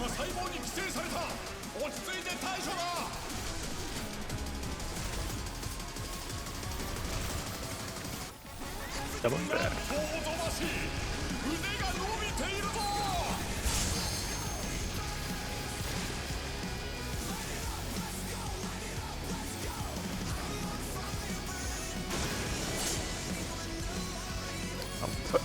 That was baby damage.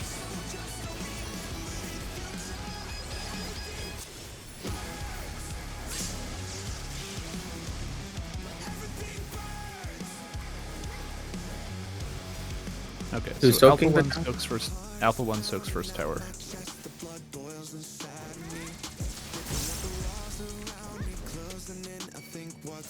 Congrats, Alteo.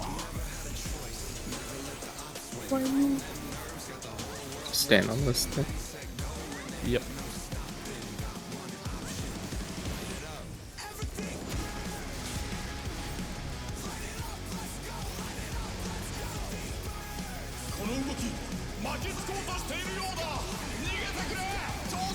Oh, if you're too close to him, he sucks you back in.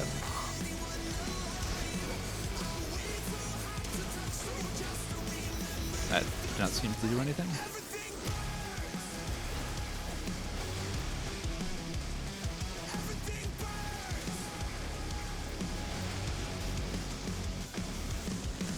What the fuck is this mechanic? Wait, I don't get it. hold on. I think there were 8 towers there, so it looks like everyone's going to have to soak a tower at some point. There are, yeah. It's four spawn initially, and then the betas all drop 1, so it's 8 total. Are we positive the towers are a one-person tower soak? They only have the single. Look like They have over 20 Yeah, I seconds just wonder. of poison vuln, so probably. Okay, I was just wondering if like because I wonder what the significance of dropping the lump is when you're alpha if it doesn't spawn a tower.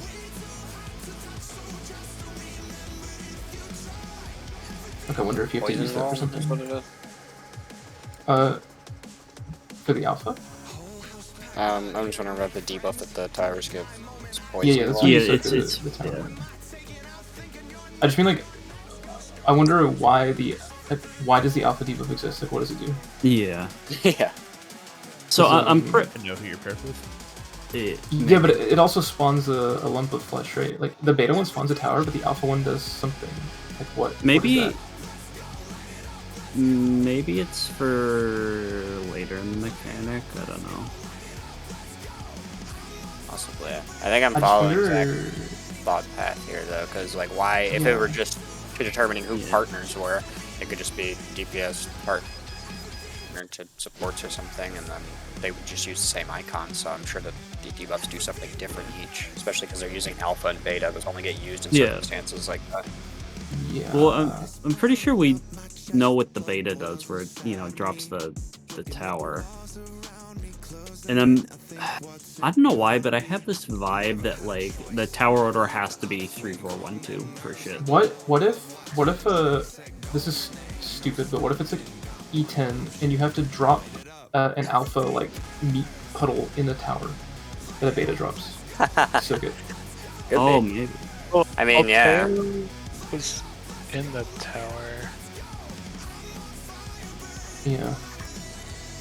Well, I mean, like the naturally spawned one from the bosses could maybe be soaked by like the other betas. Like, what if betas have to soak and drop towers? So it's like Looper Prio, and then alphas have to like place their meat to be in a position that could soak a tower that's dropped by a beta later.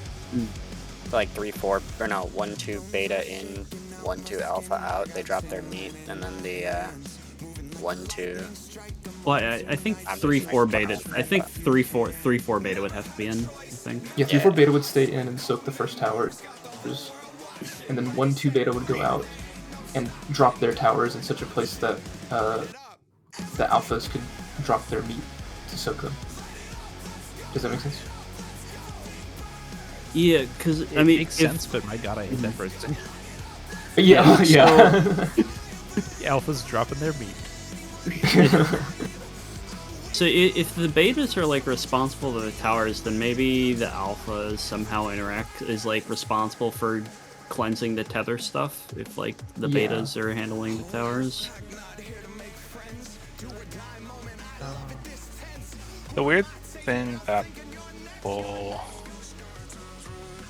Alteo was there, Sheena was there, and they were taking ticks before the tower even resolved again. Maybe it's related to the meat. Like maybe they can't be too close to each other or something. Like maybe if 2 puddles of meat are too close to each other, it like causes an issue.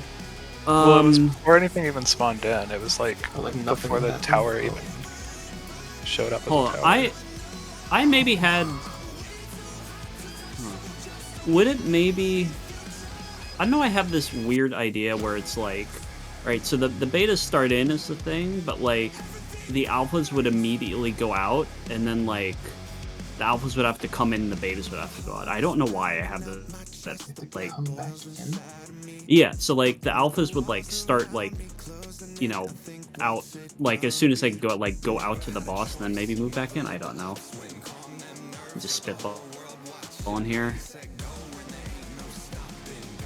Also, when the debuff expired, it looks like there was a small AoE on both bodies. Like Sheena was alive and Altea was a corpse, but they both had an AoE on them. Yeah, as that the makes debuff sense expired. that makes sense from what the debuff is saying about it resulting in universal damage. I want to try just stretching the tethers farther than we Yeah, I have was been gonna say, what if stretching we them just like so try far. to... It's like corner to corner, yeah. Mm-hmm. Well, because that would add up to if 3 and 4 are staying in and then 1 and 2 are going out. Like if 1 and 2 beta and alpha like go out at the same time, one of them just goes like up in the corner and then one of them goes here, because that would also be in line with how the tower spawns. Like if one tower spawns like northwest and the alpha goes out to soak it, they would be in the corner, and the beta would naturally be in this corner to snap their tether and to spawn their next tower. Mm-hmm. Right. Problem I'm having is like going back to the first pull where like the gap was up north and then he rotated counter, the gap was here. So one That's fine. person could go out and then go to B, and then he'd rotate again to C. The other person could go out and go to 3. But then you're gonna drop a tower in a corner. Yeah, that's what I'm saying. So the alpha would go to like where the tower is naturally spawned by the boss, and then the beta would go to the corner to drop their tower. And yeah, And that like should be... also- then the next person comes out when he rotates counterclockwise one more time, so it's the tower that was dropped at 3, and then Which the is last sets, person like above maybe it. sets come out. Yeah. Oh yeah, that too. Because if 3 and 4 are staying in and soaking the first 2 towers, that like lines up, right? Because they wouldn't be able to move out until they've soaked their towers. And then that would line up with when their debuff is going to go off. Like when they have to snap the tower. Mm-hmm. Yeah, we should. Yeah, we should I'd try be that. yeah. I would say we could say one person. So I guess we'll say Alpha runs out on the first rotation and Beta runs out on the second. So you're not both going out the same side and then have to go all the way around. Yeah. Well, didn't we say that your tether starts ticking before you're able to make it out for an extra rotation? Like I don't know, you have time to do that. No, it starts ticking right before the first tower explodes. So you have time because that's like It starts ticking during the third Oh, okay. rotation. Okay, so they wouldn't want to be in this corner, they would want to be like southeast. Like on 3. yeah, like if you Oh, started well, that north, still makes sense. Yeah. yeah, we're saying like if you started north, then Alpha would run out when he's facing 2 after one rotation and head up to B, and then Beta would run out after the second rotation when he's facing south and head all the way over to the 3 marker. So Well, like, that makes- hard okay, opposite yeah. corners. That makes a lot of sense though, because then the towers would be spawned in the same position, right? Like where they naturally spawn, the betas would be dropping theirs in the same spots too. Because if you're gonna like wait for 2 rotations, it's gonna naturally end up that you're like in the spot where the towers spawn. Can we, Right? So a beta can we, would be like on Carbuncle and then like here. can we just try it out first and then maybe Also- hidden craft more if it breaks? One more weird thing, Sheena didn't drop a lump of flesh as 1 beta. Like he didn't drop a tower. I did. Really? On the pull I'm watching. I don't see a lump of flesh dead center. There is a lump of I flesh wasn't that center. on Sheena. I was dead center. Yeah, Sheena I moved to me moved because he on top started of getting Altair. damage. Yeah.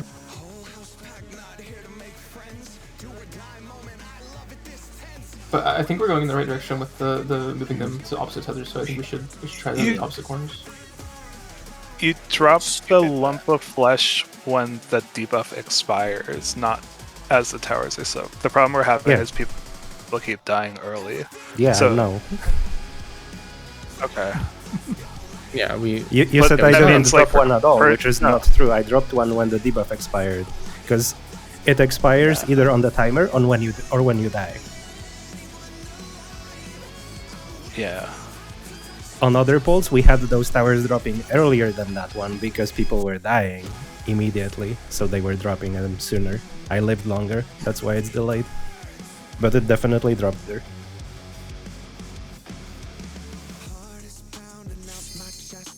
Okay, yeah. When does So the I first think- pair appear? What's Sorry, up? you go first. No, I was just gonna say, I think what we have is a good plan, so let's just try it. I was just wondering, when do the first like tethers appear? Third spin is what Sheena said, I think. No, that's Stupid when they idea, but start what- picking. They appear like 5 seconds before that. Oh, okay. They appear around. Can you walk me through the plan one more time? Sorry. So So, ones... he spends 1. So Go ahead. he'll spin once. Alpha 1 will run out the gap and go into the hard corner, I guess clockwise. So like if it's east after the first spin, you would go out and then up to the northeast corner. If it's south, you would go to the southeast corner. And then he spins, beta and pair. then he spins again. your Beta 1 pair, and Alpha. and So he Alpha spins again. once, Alpha 1 goes out. He spins again, Beta 1 and Alpha 2 go out. Yeah. And then each time he spins, you just add 1.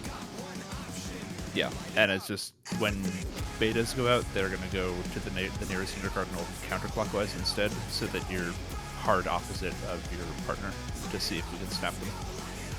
Or is that what Okay. happens Well, when not- this one run out? Yeah. First after the first spin, Alpha 1 goes out nearest clockwise, and second is Beta 1 and Alpha 2. Third is Beta 2 and Alpha 3, and fourth would be Beta 3 and Alpha 4. Does Beta 4 just stay in the middle the entire time then? And when does Beta 4 go up? We'll have to figure that out, but we just want to know that this works for Like the snap 3s and 4s do not matter at all. We just want to see if we can snap the tether on the first set, really. Makes sense. But yeah, like, assuming that we can snap them, I guess, yeah, it's just in waves, so Alpha 1, then Alpha 2 Beta 1, then Alpha 3 Beta 2, then Alpha 4 Beta 3, then Beta 4.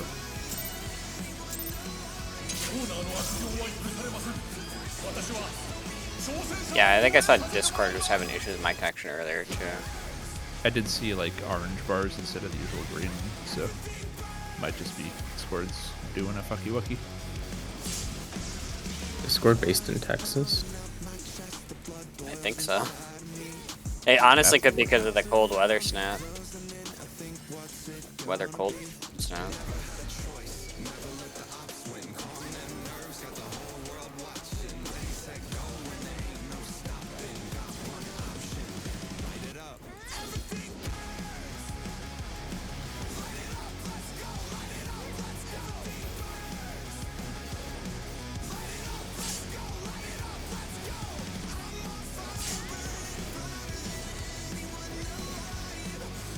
What's his boss's like superpower? He has like fire and cancer or something. It's regenerative Poison, but power. Fire and cancer. Kinda, he keeps I like like growing his like classical elements. My favorite member of Captain Planet, Cancer. supports are stacked.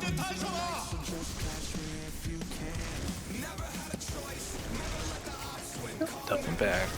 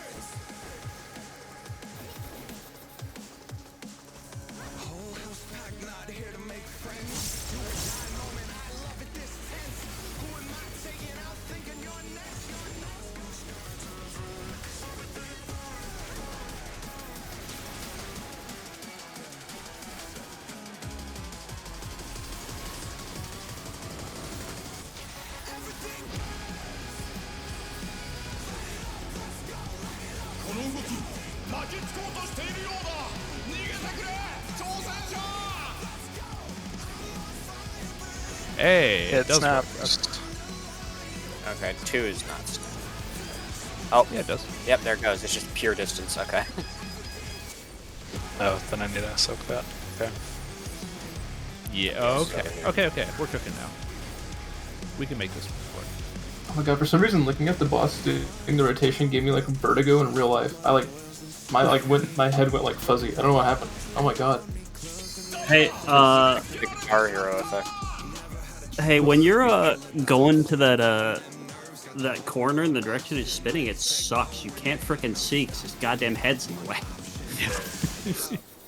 It North sucks. snap. Oh, I guess.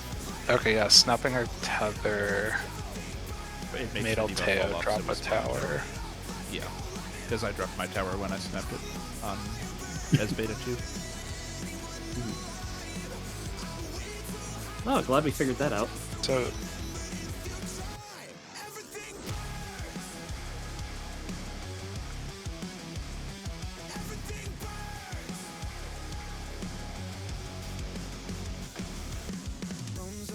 Okay, that gives us. Alteo dropped his tower out here. It would soak it. Didn't Alteo have an alpha? I had alpha. Yeah, Was he? Was Or he I guess whoever was, good? or whoever was tethered to me. That I would guess be is WAF. what I meant. I don't know why I thought it was Alteo. What number were they? Beta 1? Beta... That was Yeah, beta beta 1. one. Yeah, Far- because Fartson I and was WAF beta 2 were when I one. dropped my tower right.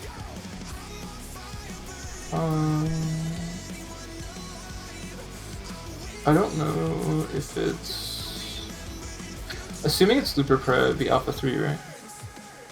What was it?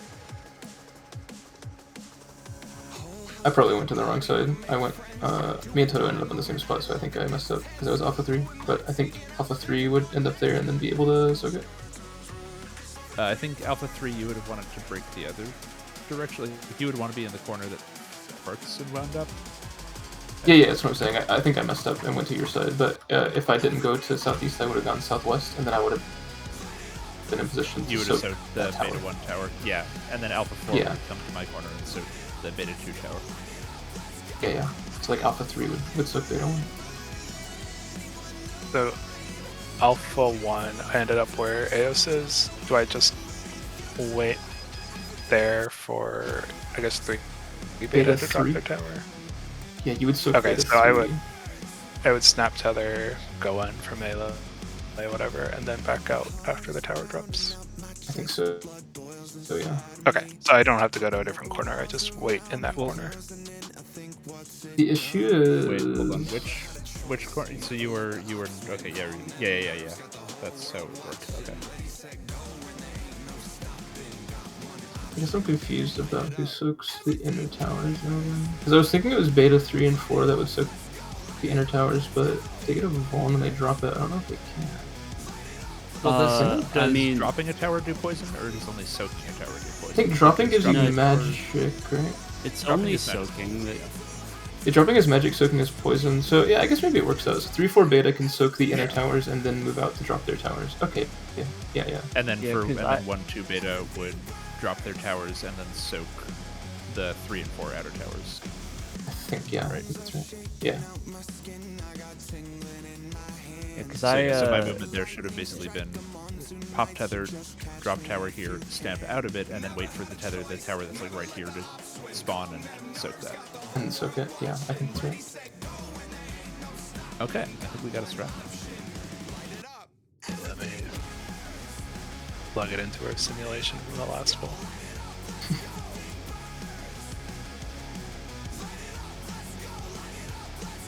So we had 1, 2.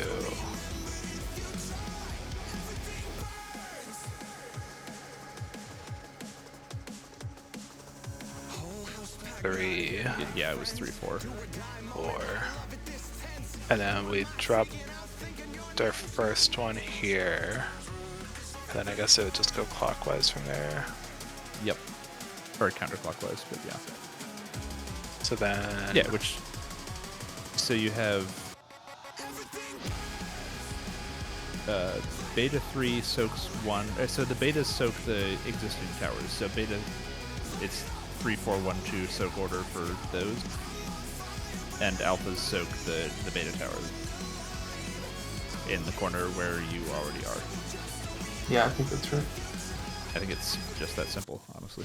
Because Yeah. the thing is, it worked out that time with the rotation in terms of the pattern that we got them dropped in, but I have to assume that it always works out that way, and if they drop in the opposite, the flip pattern, then he would start with a different rotation. Like it'd start east or west instead, because... Who were we having soak the inside towers? Beta 3 and 4. Okay, yeah, then that works. I think the only thing, and this is only if it works out naturally, we don't have to worry about it. If it doesn't work out naturally, we might have to like adjust which direction people are rotating in. So like maybe we can't always do clockwise, counterclockwise. You might have to like have it relative to where the outer towers spawn at. But like even then, the idea still works. It's just like we might have to adjust to that. Well, when the towers have been in this configuration, has the boss always rotated counterclockwise? The boss always rotates counterclockwise, like always. Yeah. Oh, always. Okay. I think the second and third... The question is whether the second and third placed towers are clockwise, like if 3 is clockwise from 2. Yeah, that's what I mean. We might have to like adjust to those to like, instead of having people always go like counter a clock, you might have to like go based on where the outer towers spawn to like end up in a position where you could soak them. But it would still be the same idea, it would just be like moving a different direction. Right.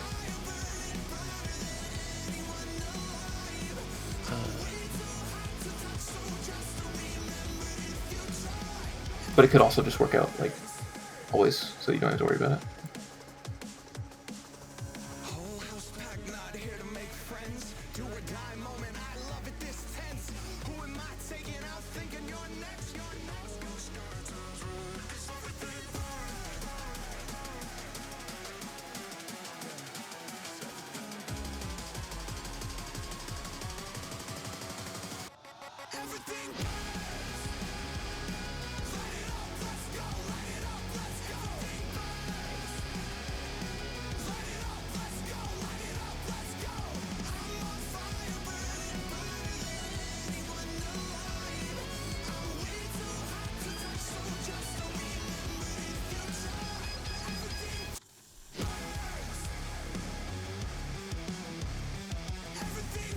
I don't know.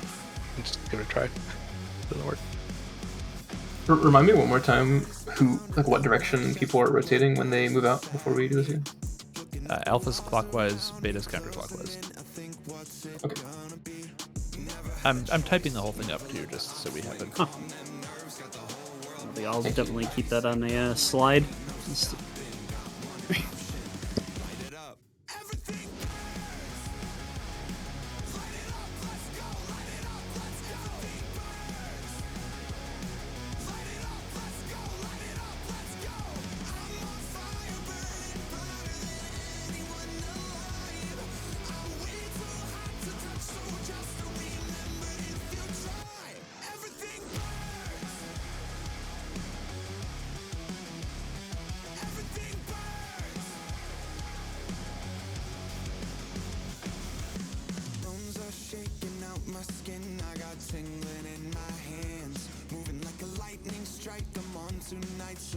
Is it, is the tower order for alphas the same as all 3, 4, 1, 2, or is it? Should be, yeah. It should be, but you shouldn't have to worry about it too much, because where you end up with your rotation, there'll just be a tower fuse. Yeah. Yeah. The only thing to keep in mind also is just when you are snapping a tether, like, or if you're... Yeah, the thing to keep in mind, I guess, if you're alpha 1 or 2, make sure you move a little off the corner after you snap your tether, and so because like you're gonna have somebody barreling in there to snap a tether in the corner where you were, and you don't want to get clipped by it because that will kill you when you soak the tower. But I feel like I'm overcomplicating the write-up that I'm doing. So do we want to just do like another poll? Well, we got time on the timer, and then Yeah.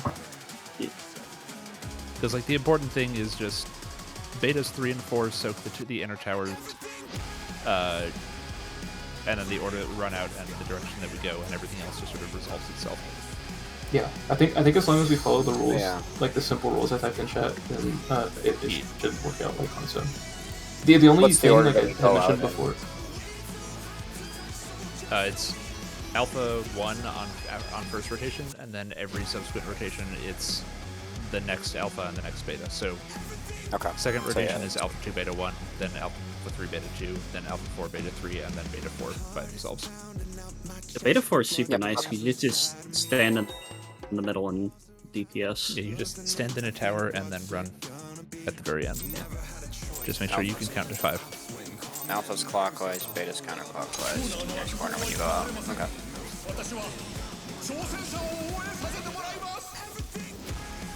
It's all, I was gonna say, maybe, I'll see how well the bow works there. Trying to figure out best spot for stealth fields. 30 DPS.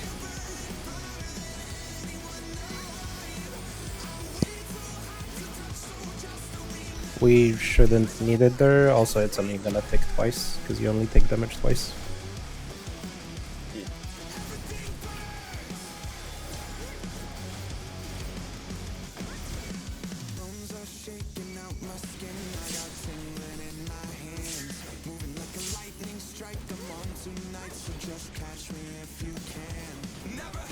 Nice health to there. Thanks. Was I at like 69k or something at some point? You almost died. Huh. And then got 2x got procs. I guess I didn't even see my HP drop that low because of the X-Cogs immediately popping. No. DPS stack.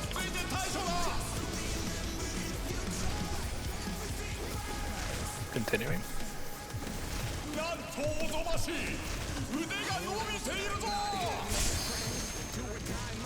Ow.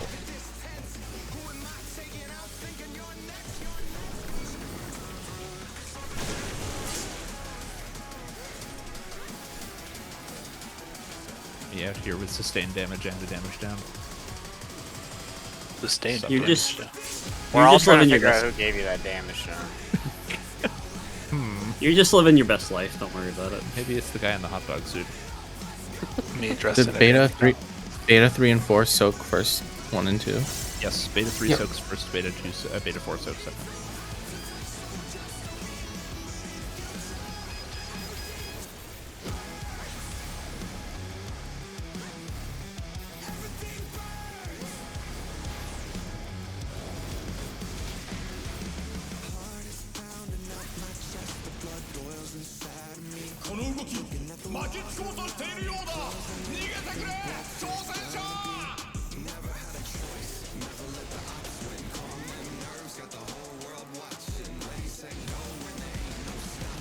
How did ours not snap?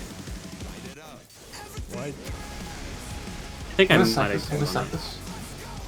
I'm like hard corner. Are you hard corner? I'll tell you it was hard corner too. Me and Sheena unfortunately have the same idea. Do we have to wait for it to manifest and then? Is I might have gone out too late. That's what it you're was. not in the corner? Yeah, you just gotta go in the corner. It looked like I'll I think this works. corner opposite me though, and ours is, you know. I think it could have been like an inch closer to the edge, but I was like really far in.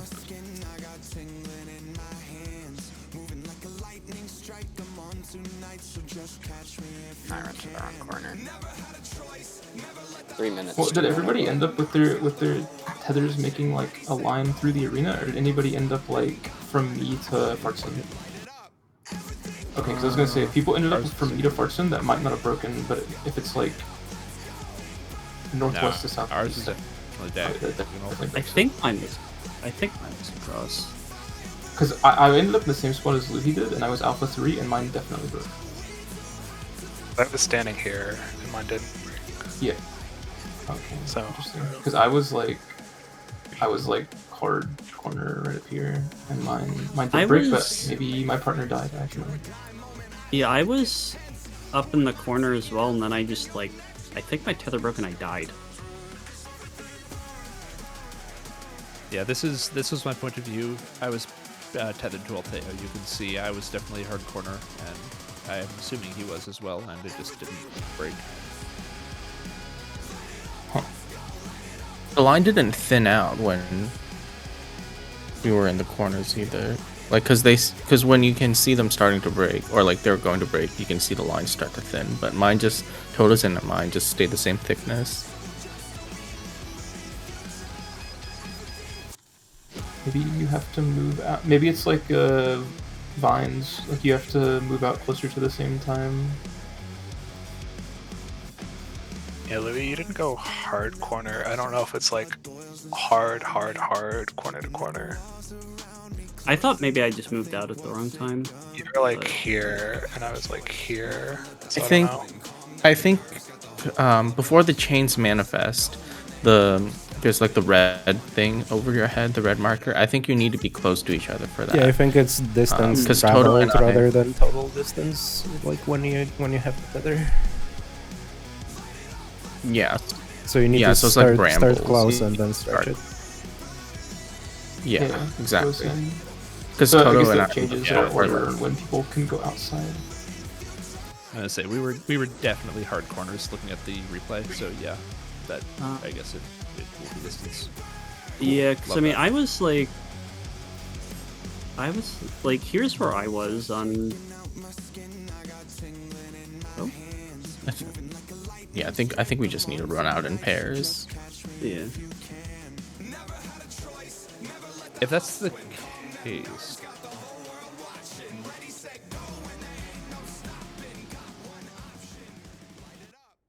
Did someone save markers? oh, you know I did. what? Yeah. That also is an interesting one because I just realized oh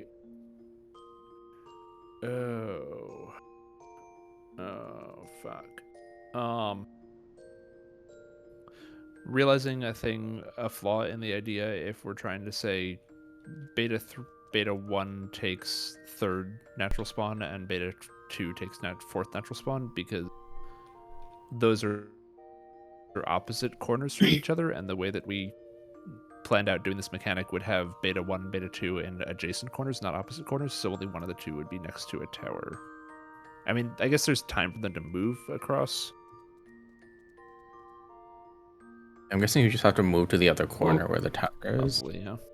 If people have to move out in sets at the same time, you would be moving anyway, right? So I think it's fun. Because the way they're moving out right now won't work.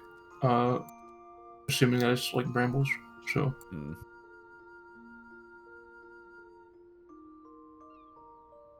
So I guess the change would then be send both ones out on the first spin, both twos on the second spin. Or do we want to do... No, we'd want to do second, third, fourth, fifth spins, right? Because we want to wait until the towers actually appear. I think so, and I think you would still do like clockwise, counterclockwise, but it's just like when they go out, one of them breaks like to the diagonal corner, and you know what I mean. Like one would go, if it like south was safe, one would go southwest, one would go northeast. So it would still end up like diagonal that way. Or maybe you would do it actually. Maybe instead of saying one clockwise, one counterclockwise, you would rotate towards where the towers naturally spawned. So you would have one person go towards like the southernmost tower spawn and one go to the northernmost tower spawn. So that you're putting towers next to each other. I mean, we're going to have one beta tower in each corner in the end, right? Like, Are we? That was the idea that we originally had. Yeah. We were going to have, the way that it worked out would have one beta, one alpha wind up in each corner. Yeah, I'm saying since we have to change it, I think to have people move out at the same time, I think maybe instead of like worrying about clockwise, counterclockwise, it would make more sense to say like one person goes to the southernmost tower, one person goes to the northernmost tower, and then all the towers are like in the same relative positions in the arena. But like when you move out, you're always like pre-splitting that way. You know what I mean?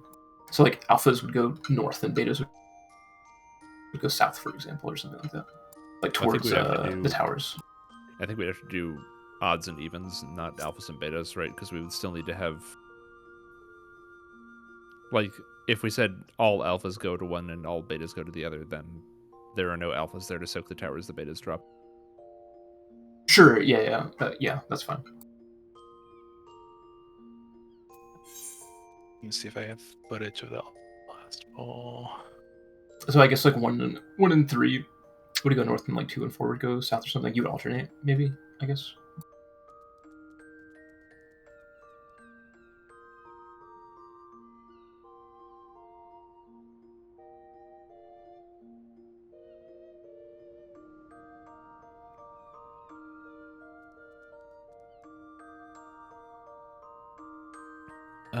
When? Oh, hold on. I checked something on our previous poll where we actually snapped the tethers successfully.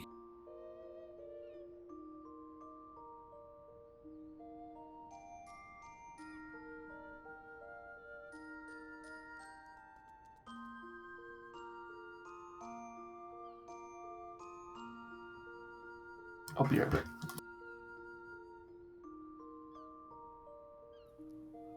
Oh.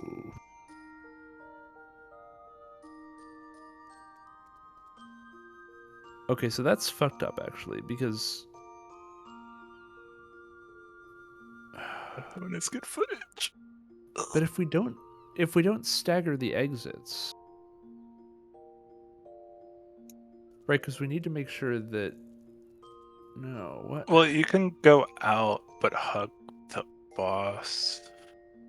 I don't know. It doesn't really add much though. Yeah, I I'm don't just trying to think of how we make sure that there's somebody just there to soak the towers the betas drop, because those, like, once that debuff falls off of you, and let me see, I took the damage here. Yeah, the tower pops up within like a second and a half and then resolves almost immediately. You have like 2.5 seconds between like a tether snapping and somebody needed to be there to soak that tower.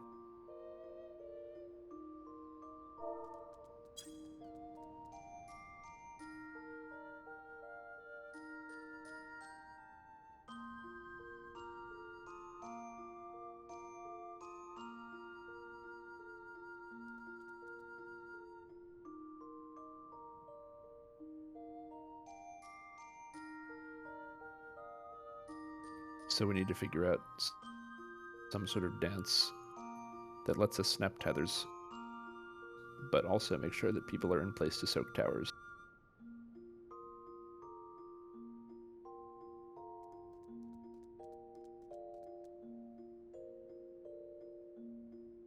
That poll. That's right.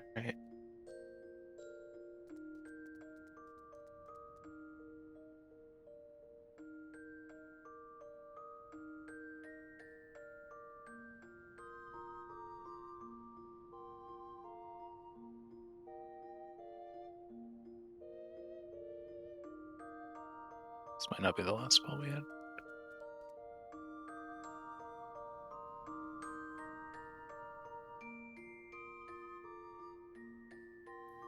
All right, well, looking at the one where we snapped tethers successfully, it does look like Wath started the run. Like, the tether spawned while Wath was dead center of the arena, and then he started the run.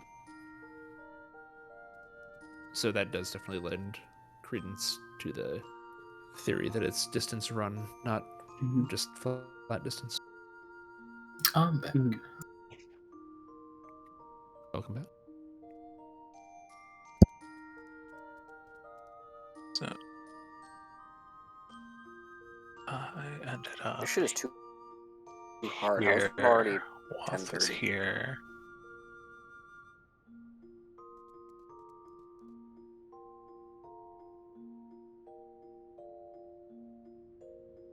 It was there and there.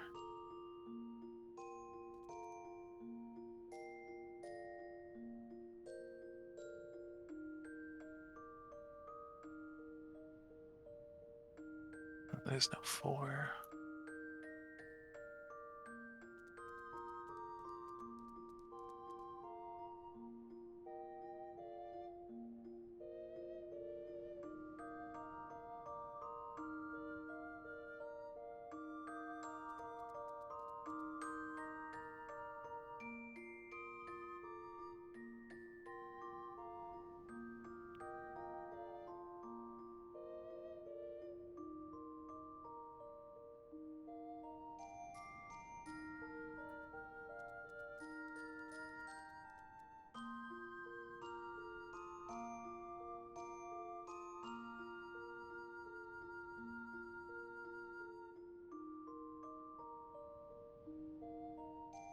The problem here is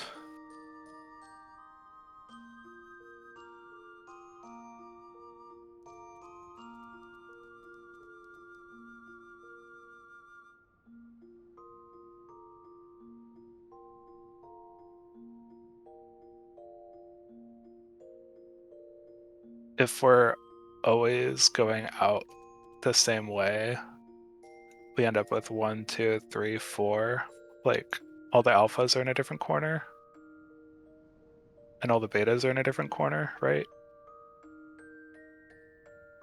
Ideally. Except that means that each corner is getting 1 tower and 1 additional tower, and then 2 opposite corners already have towers.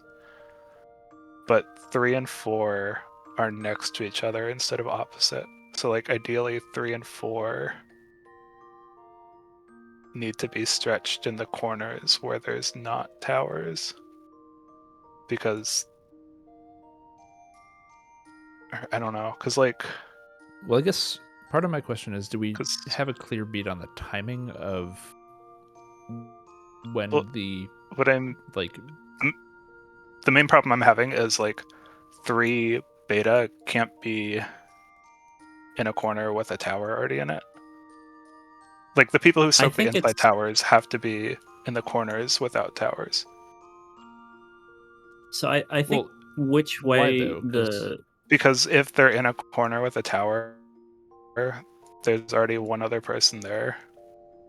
But that means that person had to soak the tower that spawned naturally in the corner, and then there's no one left to soak the tower they're going to drop. Well, no. So I mean, the way that at least the way that I understand this is supposed to work is alphas always soak beta towers, betas always soak the existing towers. So beta 1, after they drop their tower, would then go on to soak the 3rd tower that spawned naturally, and beta 2 would soak the 4th tower that spawned naturally. Which, So we have 2 people per corner, right? yes. 1 alpha, 1 beta. Yes. So the beta drops a tower, and the alpha soaks it, Yes. right? But then who soaks the tower in the corner? I mean, that's Like, just a matter so of like one of 3 beta drops a tower. So, well, let me. No, can no, I- one I know second, what one you're second. saying. 3 beta drops a Okay. tower. The only other person in their corner is 1 alpha, right? So 1 alpha soaks their tower. So both people have already soaked the tower. Yes. Now, what if you put an additional tower in that corner? There's no one left to soak it. But that's what I'm trying to say is 3 beta already soaked an inner tower, so they're not allowed to soak a tower again. What that Yes. means is one of two, you're going to have 1 beta, 2 beta. Those are the 2 that have to soak the outer towers. One of them naturally should end up in a corner that has an existing tower. The other one should end up in 1 intercardinal away from them. That just means they have to run. They drop their tower and then they go and soak the other tower. Like, you should have time. I have a question, then- I guess. So If they're Right. moving, who soaks the tower that gets dropped in their corner? The alpha that's already there. Sorry, was that... Well, hang on, Zach, what was your question?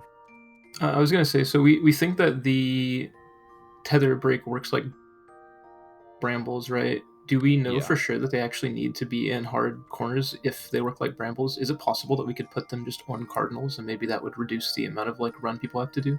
Like maybe one could be on a cardinal and then go down. You know what I mean? Like instead of using the whole arena, you could use like a half of it. And We would need that to way. test it.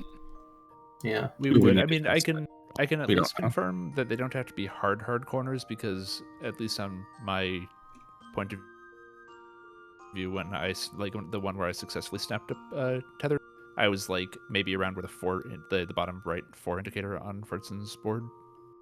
Yeah, Is- like I wonder if the one chain indicator on Fartson's diagram, and then like if somebody could be right underneath the 4 marker where he has it, would that be enough to stretch it? Like maybe that would give you like a better way to place things.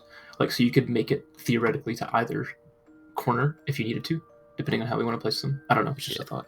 I do want to No, the arena is rectangular. I Yeah, was supposed to say it is rectangle, no, rectangular. rectangular. Yes, so Yeah, so there's more space, We- like, if you were to more do it space that on way. the east-west split. Yeah.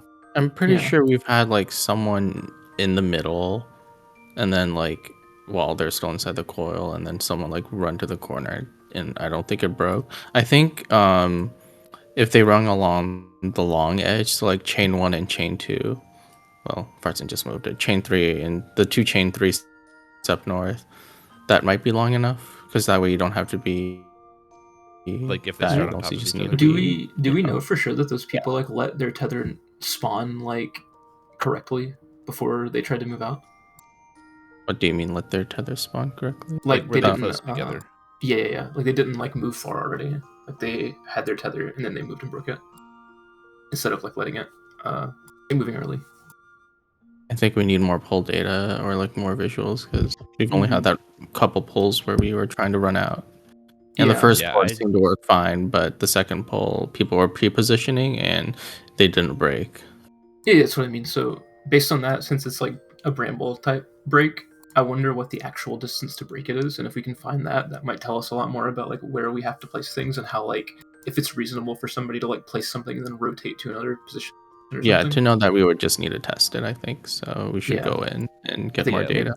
Maybe Well, that I'm would be What good are to know. gonna just see one thing. Well, I think Sheena's still away. So What's I up, think, Emby?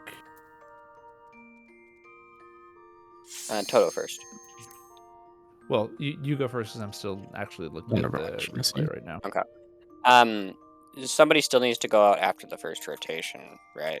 So should that person? I think that happens before brambles start to spawn or anything. Should they just stay as like close to the cardinal position that they ran out on as possible to minimize the distance for the tether spawn? You think?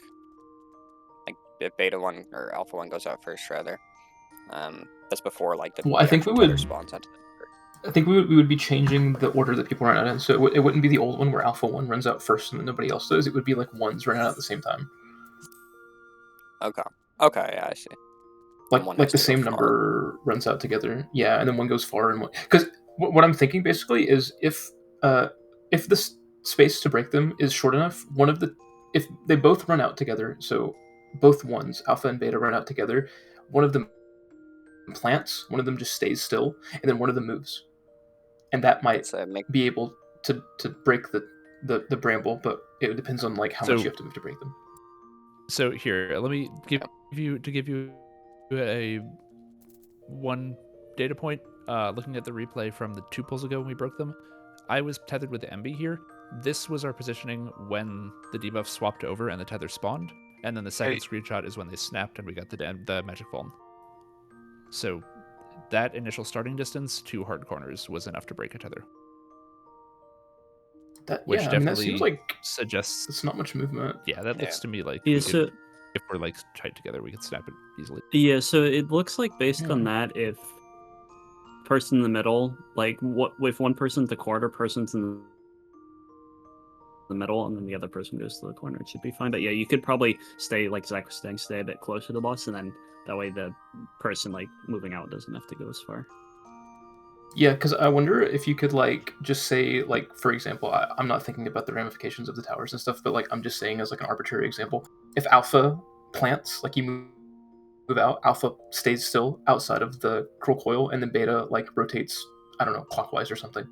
Like, does that break it? And then does that like set it up in such a way that like you would be in line with like the rest of the rotation to like have a tower be right where you move out? Or I guess the Beta would stay, and then Alpha would run, and then towers would be spawning in each position where the boss rotates to naturally. So then people would just run out, soak a tower, and the other person would move far, move in the direction of like where the naturally spawned towers are, I guess, to soak them.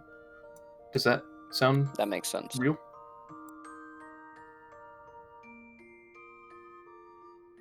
Yeah, so like you said, betas are planting and alphas are moving. So then alphas would just move in the direction I think- in which the boss is going to end up for the I next person guess to come out, right?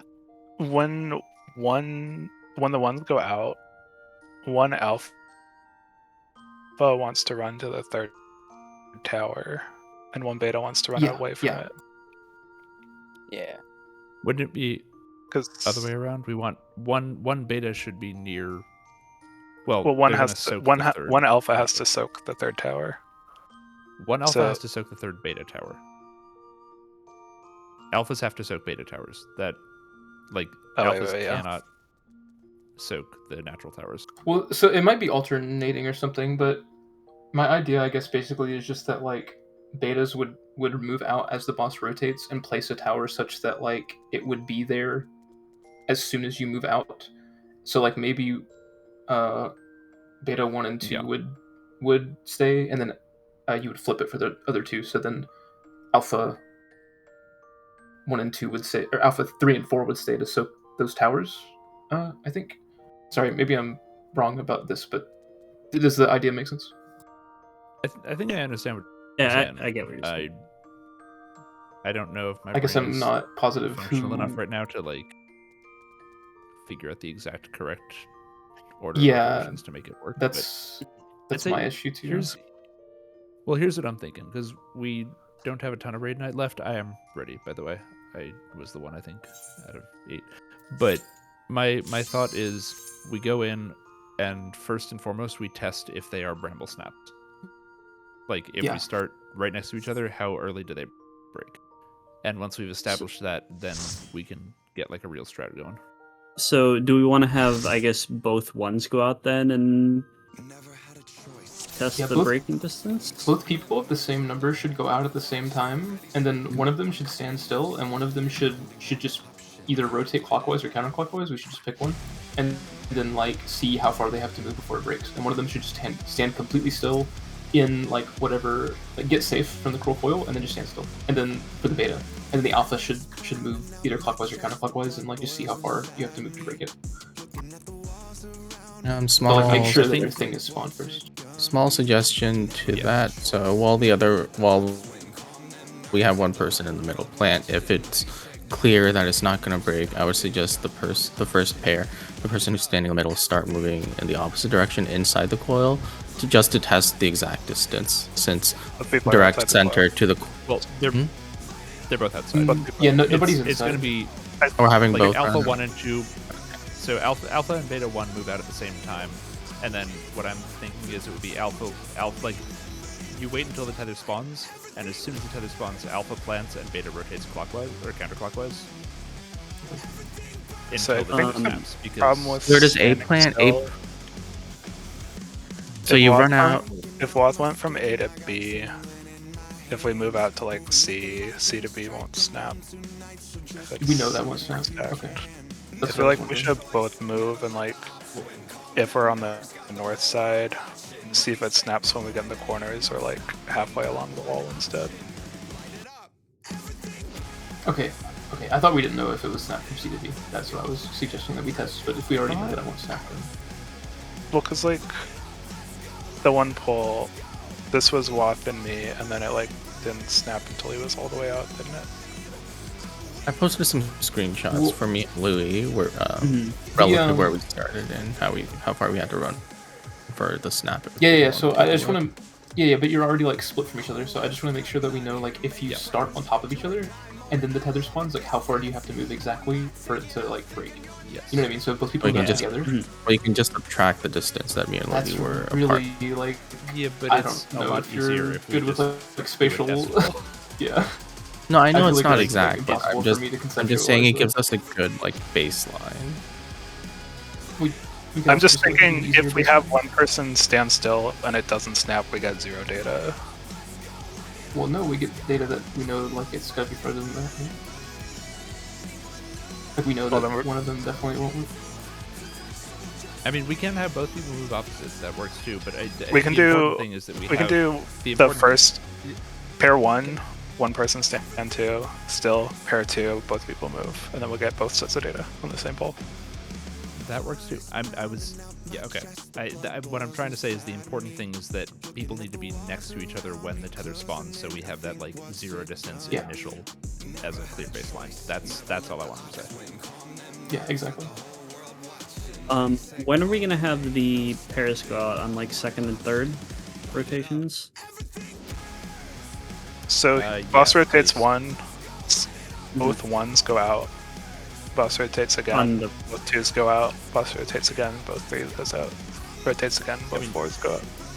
Okay, we can do it that way too. It doesn't make a huge difference because the first tethers don't spawn until after the second rotation. But And we're still data gathering, so this will be easiest just to figure out the tether distance. I feel like even if we're doing it wrong.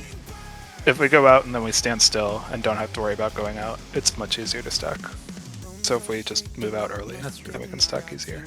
all right, I guess the problem would be soaking the towers for 3 and 4. Can well, I someone think repeat we're what we're not gonna gonna. do? Let's not even worry about. I mean, I guess the inner towers, the 1 and 2. What? They're not even gonna come into play until after we've gotten the data that we need from this pull. So I guess let's just try to get the data. Sorry, what are we doing? 1s go out. A stand still, B move. So Just go out, like both say the move exit, up. first exit is. Or just towers. Yeah. So as soon as you're go out outside of the first- coil. So as soon as you're outside of the coil, like Stack and stand you still. just plant. Yeah, Altea, say that you're we're doing alpha's plant, right? Yes. Okay, so say you're alpha and the boss opening's here. Say that I'm beta. I'm going to move after the tether spawns. You want to make sure the tether spawns first, and if you're alpha, you plant. If you're beta, you're the one who moves. Just like try to see if you can figure out Okay. how far it Exactly will take how for the far. tether to break from minimum distance. Okay.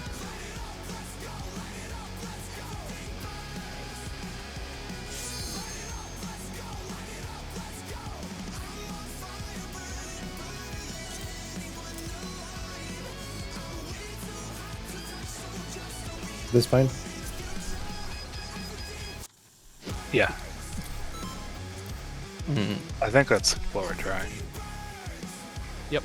Yeah, that way, yes. That way we get data about whether or not you can stay still, and data about if we need to move clockwise. Let's see.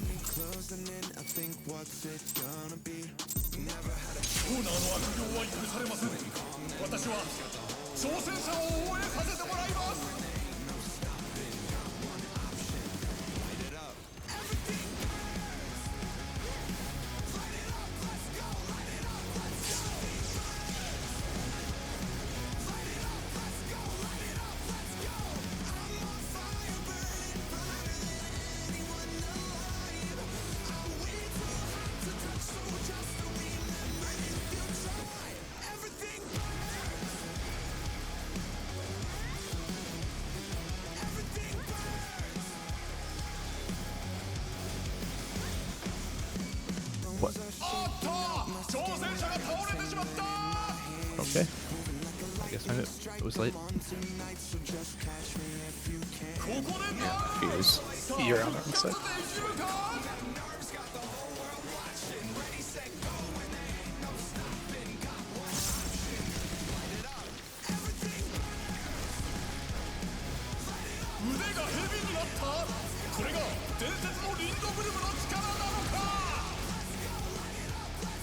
DPS stack.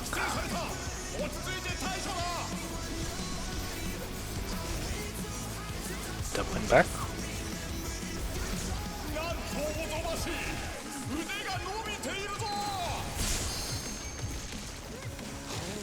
Am I not towards the edge? I mean, I'm. Oh. I don't know, maybe. For the DPS stat. I feel like Farts and I are always in the same spot. So, are you on the edge for your spread? Yeah. Worry about it after the fall because we're trying something.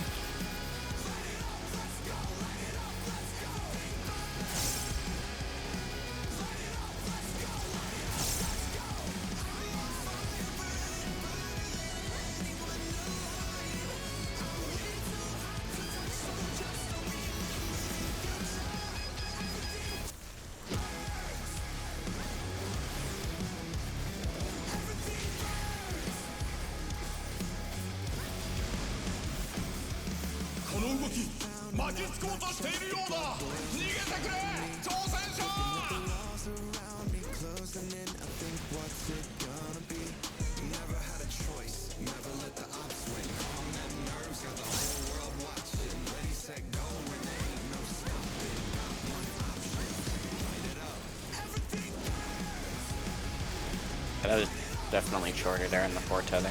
Yeah, it is very close to working. A can't stand completely still, but it is like one step in the direction, and then they break.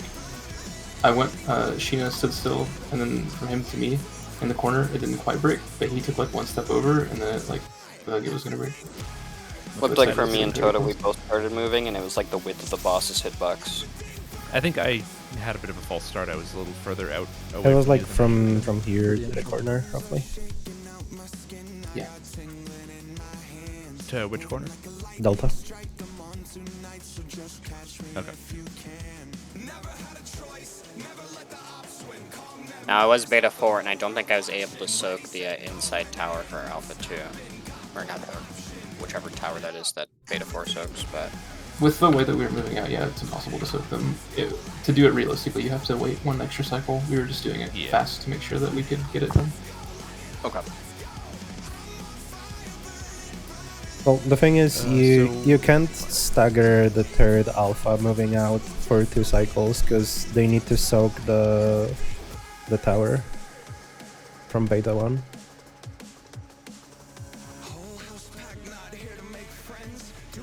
The way we have it set up. True. The tower that drops from beta 1 explodes the same time as the pre-spawn second tower, so alpha 3 has to move out before the third set of spins. Like, you can't offset it twice. Yeah, well, I mean, wouldn't we have established we can have them run out, separate, go out like separate from each other, right? Like, we're able to stagger the alpha and beta 3 by 1 spin. So wouldn't it be alpha? Both ones go out on the second spin, both 2s go out on the third spin. Alpha 3 goes out on the 4th spin, soaks tower. 5th spin would be alpha 4 and beta 3 going out together. Then the betas, that's when their tethers spawn and they snap them, right? Or am I bad at math? The tether spawn sooner than that. Oh god, this is breaking my brain.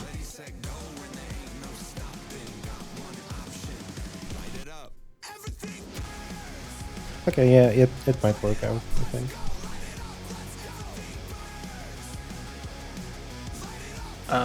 Alteo, for the marker stack, I was just always going there because I'm left party range, so I'm just back left, bottom left, on both sides, so I'm either there or there.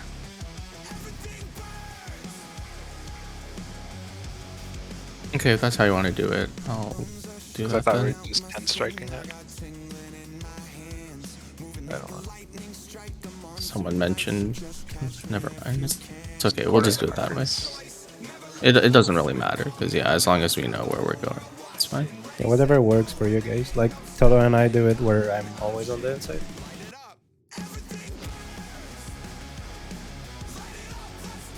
Because that's how we're doing the spreads as well. Speaking of Panto run, if we're can people just move straight back for the third set? Because some people are moving to the right, and if we have the right side safe spots, it's really awkward to move into the safe spot because there's a puddle in the way for the spread that melee has to take. Yeah, I started moving backwards now. I know I was messing it up. So when you say back, would you mean like if we start on D moving back towards Because we drop one on D, then we drop the second one on 3, and then the 4th one I want here, because people are dropping it over there, and that's in the way of my safe spot for the spread. Oh, so towards C and B, okay. Yeah, we're hooking a 90-degree turn and then either hooking another 90. Well, it should be 2 90-degree turns, right? So start at D, work to 3, work down to the balls, and then either go to the east or to the west, depending on which direction you want to go. Oh, yeah, I think that'd be awesome. Doing. Just once you're on his head, you move backwards. Yeah, because we like naturally end up in the center, so it's nice to move back, because otherwise it gets awkward. Because the last puddle, like it resolves like maybe a second before the cast finishes, maybe 2. So it's just really awkward to move into that spot and then also position properly for the cone.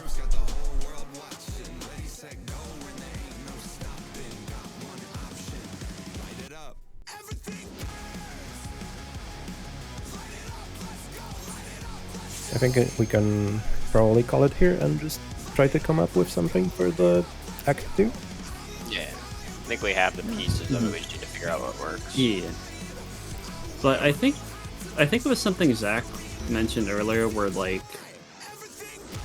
because we were talking about the like how you can't stagger the alphas because they have to get you can't stagger one of them. So, and I think Zach said like you could have like the betas just like drop it close to the cardinals, so then like maybe you could like both go out at the same time since it'd be close. But Yeah, based on the distance that Sheena and I had last time, our tether would break